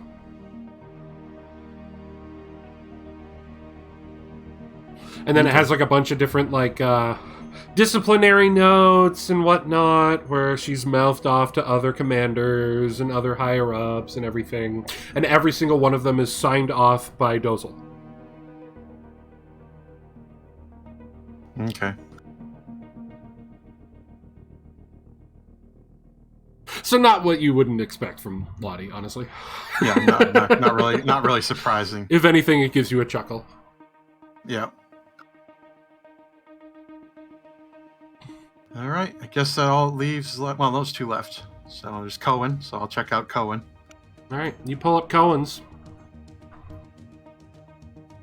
And it shows on Cohen's sheet. Go ahead and roll some investigation. There's not a lot of redactions on here.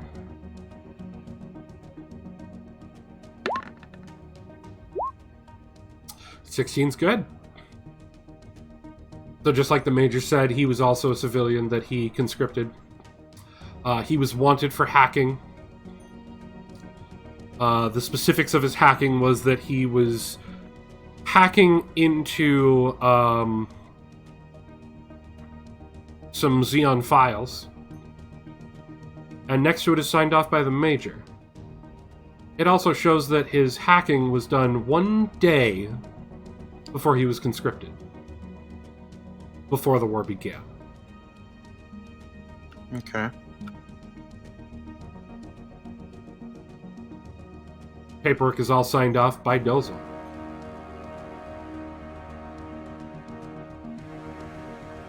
And it shows Take that note he's of from that. Side 3.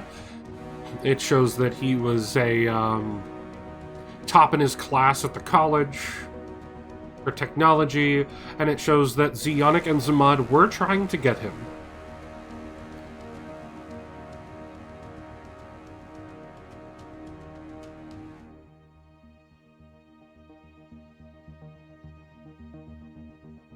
Okay. Noted. All right, and then the piece de resistance. The commander himself. You pull out the commander's folder, and it's thick. Dummy thick. It's very thick. It's full of a ton of redacted documents. And All right, notes. it's time And to many, s- many notes. Time to some investigation. Yeah, baby. Damn! You find the medical records of his injuries from the Battle of Loom. And you see notes as well as some paperwork that was printed out the same day that Cohen was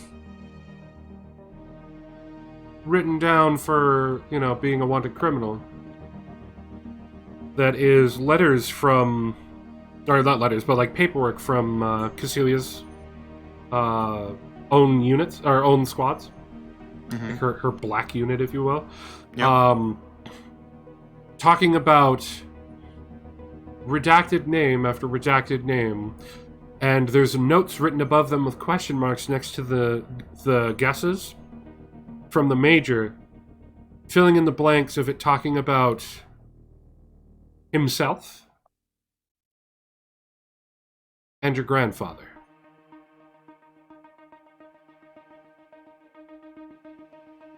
And you go What? through page after page of different stories of different times when your grandfather was in trouble with the Zabis trying to push Zeon Zum Daikun's peaceful agenda. Notes left by the major talking about how he knew something was wrong with Zeon Zum Daikun's death. And then an article about his death, and all it says at the bottom of the page is, "No body confirmed," written in the major's handwriting. And then you find a letter. Okay. Do you open it? Fuck yeah. You open it up, and the first thing you see standing out is the stationery has a blue rose, the same as your pendant. And the date is a week after your grandfather's death. And the note very clearly says one thing. Stay strong, be safe, I'm alive. Signed by your grandfather to the major. My hands are trembling as I read it.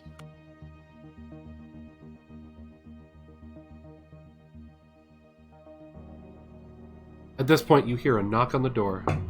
And I'm startled. Lottie's standing in the doorway. Oh, hi, Lottie. Getting curious, dear? You could say that.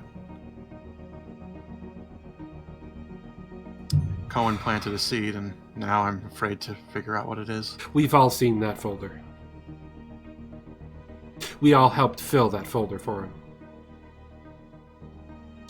When he received the request from Cassilia to put you in the squad, he jumped.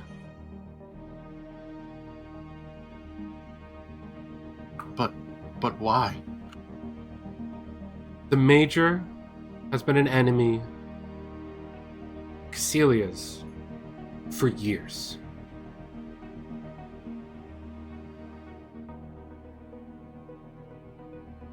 Because of his connection to your grandfather. who knew the truth of what happened.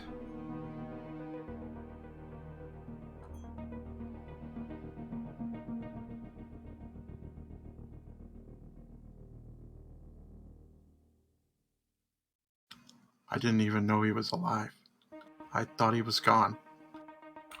We haven't heard anything from him since that letter. Couldn't tell you any more than that, sugar. I never got to meet him. But if he is still alive, maybe we will. Maybe.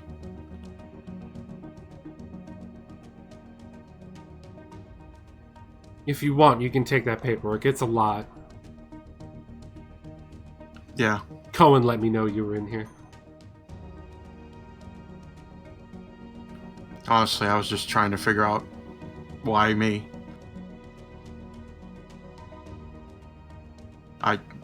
As far as I'm aware, I've done nothing wrong. Just seems like this squad was meant to fail. That is our current thought process, dear. Why you? Because your parents are so busy trying to suck up to him that they ain't a problem. But you have a free spirit. You can be rough sometimes. According to what we heard, you have a free spirit your father didn't like. That's why he put you in the military, didn't he? Yeah. Our theory, they're worried that you remember much from your grandpa.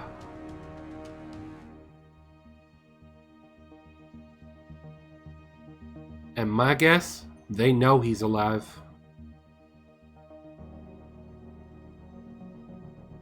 Take those papers to your room. Slowly go through them. Take your time. It's a lot. All right. I will.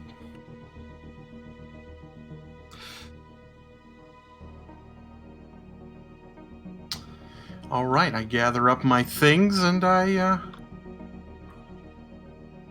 exit the commander's office. I give Lottie a nod and As you head walk back to my room. As you walk past, she just goes, "Oh, did you see anything good in my file? Anything you like?"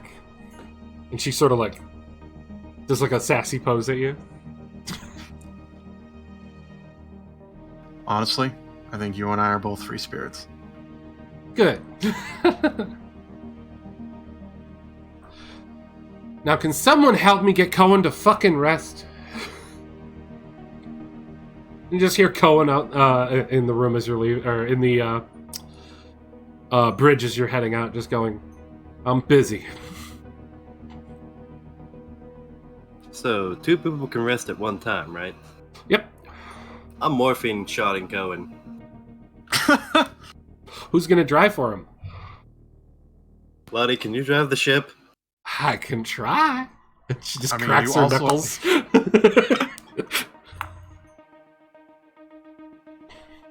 Or I could drive, that is a good point. But either way, he's getting a morphine shot. To be fair, it would be easier if I had someone helping me drive, because I can't jump between 3 terminals.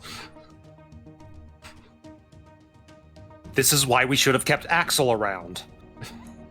Well, he's not here, he's with the Silver Monkey Shrine quest, okay? Look, we left Andre locked in a closet. Remember? We didn't all agree to that plan.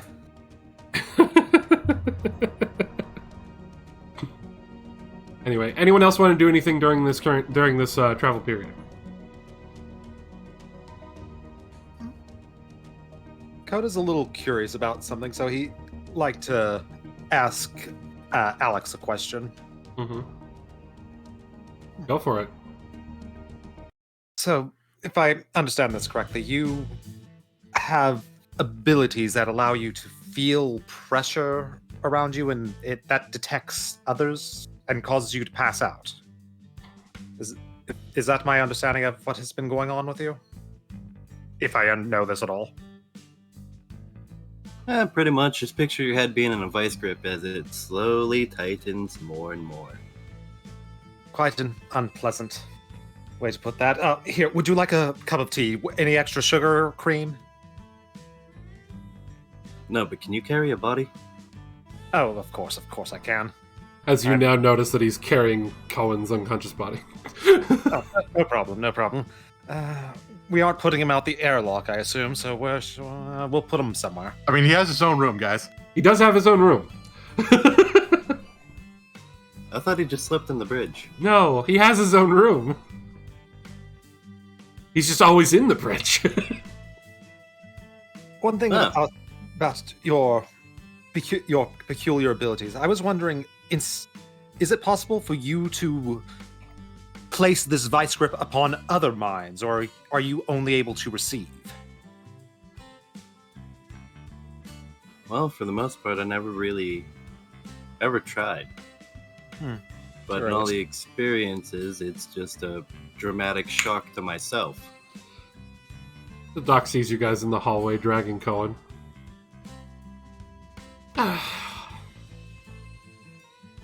Kenty. We're using proper lifting techniques. He's fine. I thought morphine was to help you sleep. I mean, you're the one who let me read the medical textbook that says exactly how much morphine a grown adult man can take before he passes out. Yeah, to help you sleep. To make it so that my job was a little easier. He's been up for like 7 days or something, driving straight, not sleeping. I mean, I think this is a medical emergency. You're not wrong. Alright. I'll get his bed ready. And she walks past you to his room. I just imagine me in the hallway with Cohen while Coda first walked up. It was just looking like Weekend at Bernie's.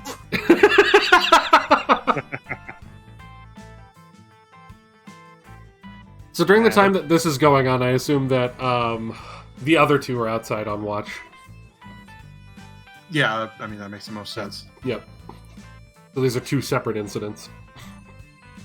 Okay, so continue, you two.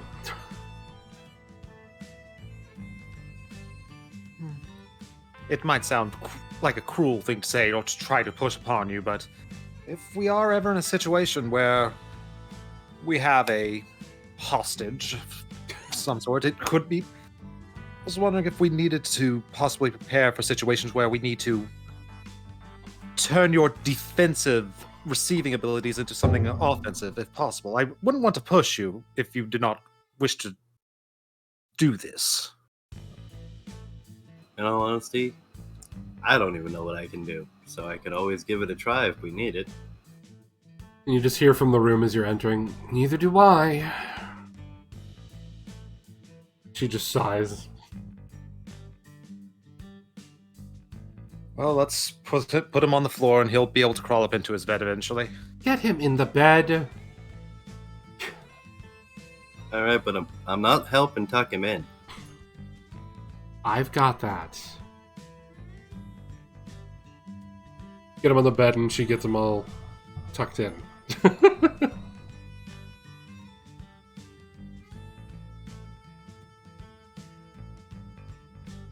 So, anything else, Coda? Really? Since you do not wish to have tea, let us use this time to get rest. Without the morphine. Yeah, I gotta run back to the bridge right now, because the deal was Lottie needed help with a morphine Cohen, and I kind of didn't hesitate to morphine Cohen. I'm sure she would be able to handle it otherwise, but if you feel it is necessary. I'll bring you all food, and yes, I heard what you two were talking about.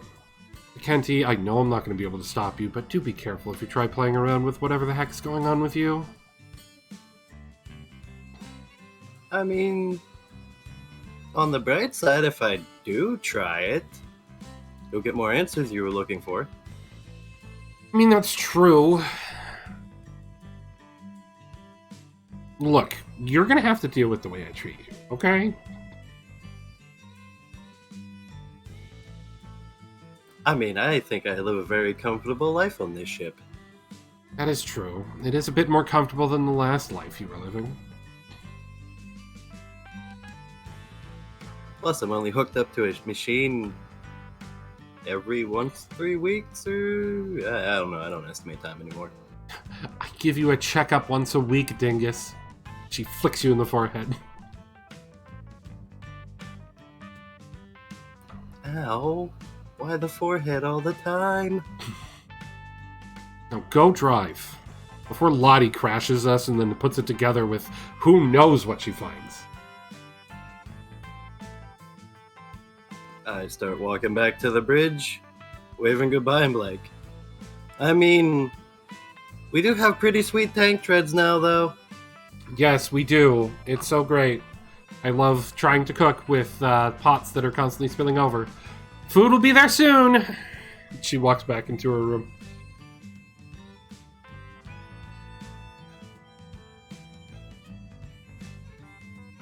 All right. Anyone else want to do anything during any downtimes during this travel?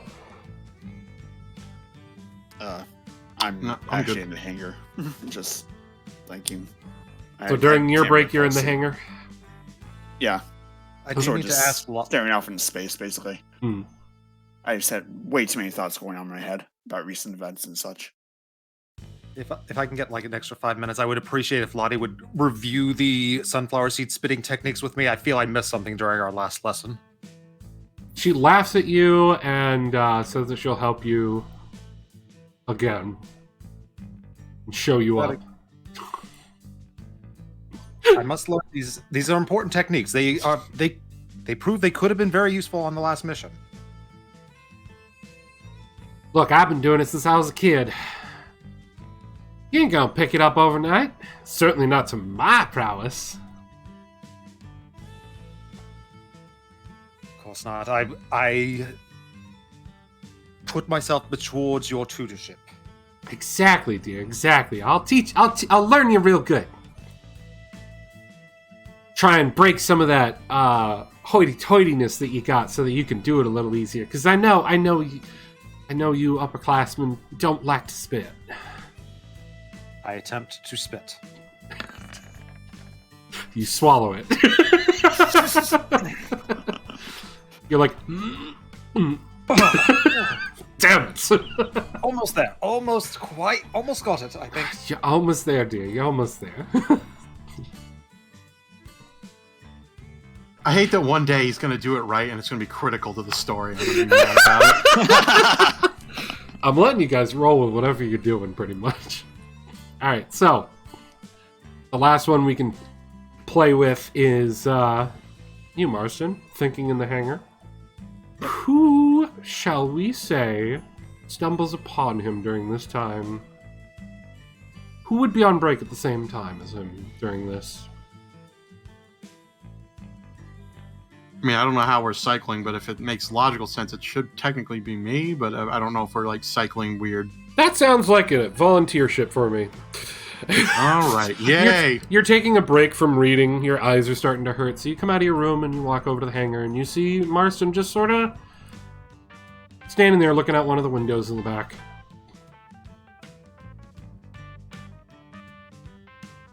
Practicing on being a statue, Private?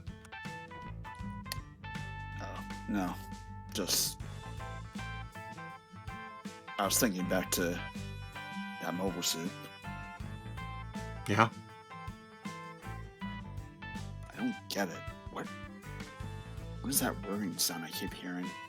I've heard it before with the Major, but I still don't know what's going on with that. I don't know.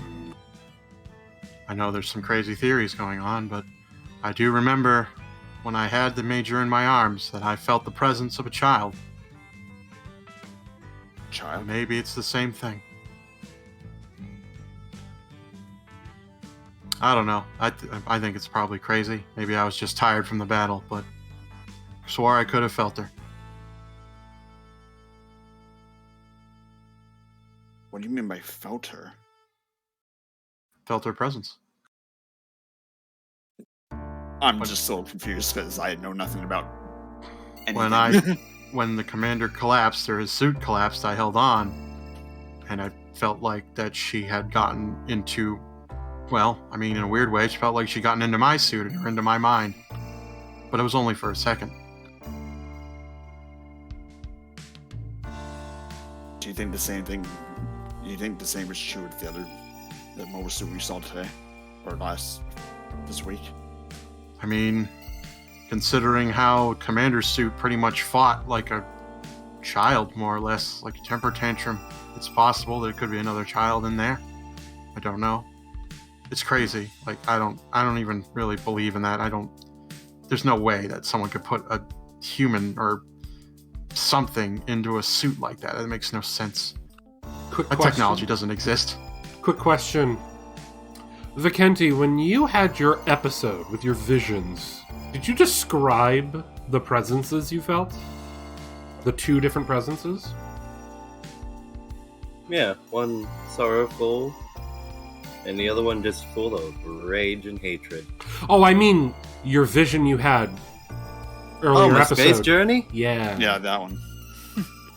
Where you had the sorrowful child that caused it to start, and then the extreme dark presence. I can't remember. I don't think so. Okay.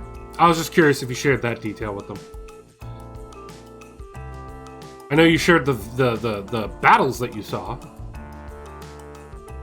And the people you jumped into. I just don't remember if you shared that. But you did at least share the ones from today. Alright, you two can continue.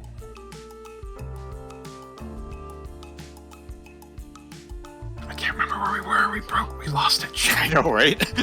You guys were talking think about we when were, when you were holding him and he collapsed, you felt the presence of a small Yeah. child, and you were saying that you don't believe that technology could even exist. Right. Yeah. And if you guys want, the other two that are on patrol are contactable through radio.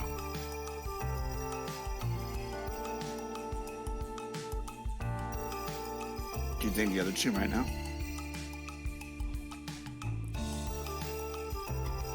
I'm sorry, what was that?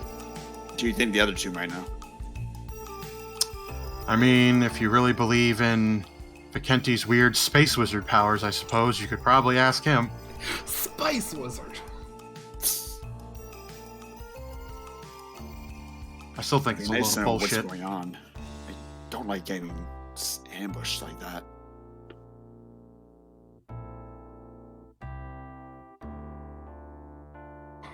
Up to you guys if you want to include either of them or both of them. Technically, I you mean, talk on the radio, you're including them. I mean, personally, I don't care. Hmm. This is more of Marston's thing. Yeah. I don't really care about the child. I only care about my own adventure at the moment. That I just got mega dumped on.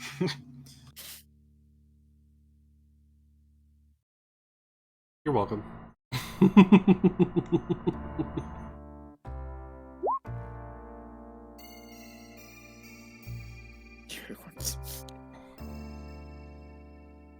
That is Unicorn Supreme Space Wizard Vikenti Alex.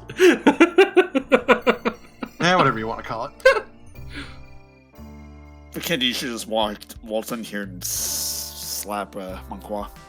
He can't, he's on patrol. Yeah, with Mazura. Yeah, Stutter. up to you, Marston, if you want to like ask him, since you guys were just talking about it. But I mean, I would argue that he's probably your best bet to talking about the details of what happened with the commander and what he felt that day at the base.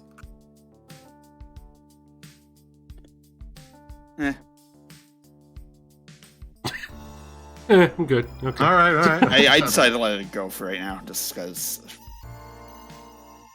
Okay. I think maybe it's not as important as I'm thinking it is. Or Well, it's only important as your character thinks it's important. It's not about what. yeah, Don't let I me know. not caring influence you not caring. My character just doesn't care. But if you think it's important, you should pursue it. His character is a self-centered asshole. Yep. True. But my character is also not the type to really bother other people right now about it, especially if they're on patrol. I mean, they're probably bored out of their minds. Yeah. You've been on those patrols. You guys have been avoiding all Federation, so... Well, Shooting your the shit call. during patrols is normal. I'm okay right now. I might bring you up again later. Okay. Yeah. Anyone else have anything else they want to do?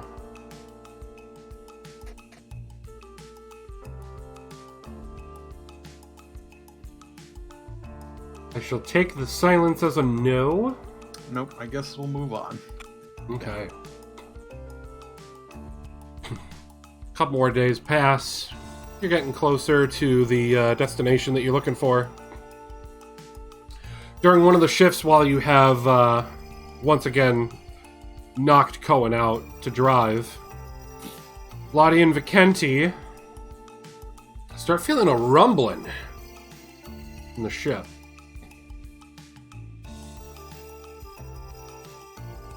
Lottie, did we lose a tank tread? I sure hope not, dear. Let's stop. Thank God we have AAA.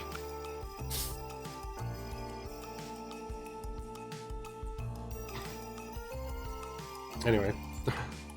You guys stop. Man, I would love it if Roll20 would actually load that picture for the background Yeah. for me. Yeah, I have that too. It's not just you. Yeah. There we go. It loaded for me. I had to zoom out and back in. Anyway, you guys stop in a bit of a clearing in the middle of a thick forest. Is there a problem? Lottie comes on the radio. Something's going on with the ship. Do you guys see if we're missing a tread or anything? I will walk around and take a gander. Looking around, and the treads are still there. They didn't fall off, but you are seeing some heavy smoke starting to billow out from underneath. Looks like you might have a mechanical malfunction. Dang it! Alright. Well, looks like we're stopping here for a little bit. Guess it's time we finally take a break. I'm gonna have to do some repairs, everyone, so, as always, take shifts on guard and have the suits ready outside. Yep. Roger. She looks at you, Vicente, and goes, well, no sense in staying up here. Oh, well, there goes driving lessons. Anyway. Lottie looks at you and just goes, you want to just monitor the radio from here or from your mobile suit? Radio and radar. Probably better up here. A lot Okay. more screens. Okay. She heads out to work.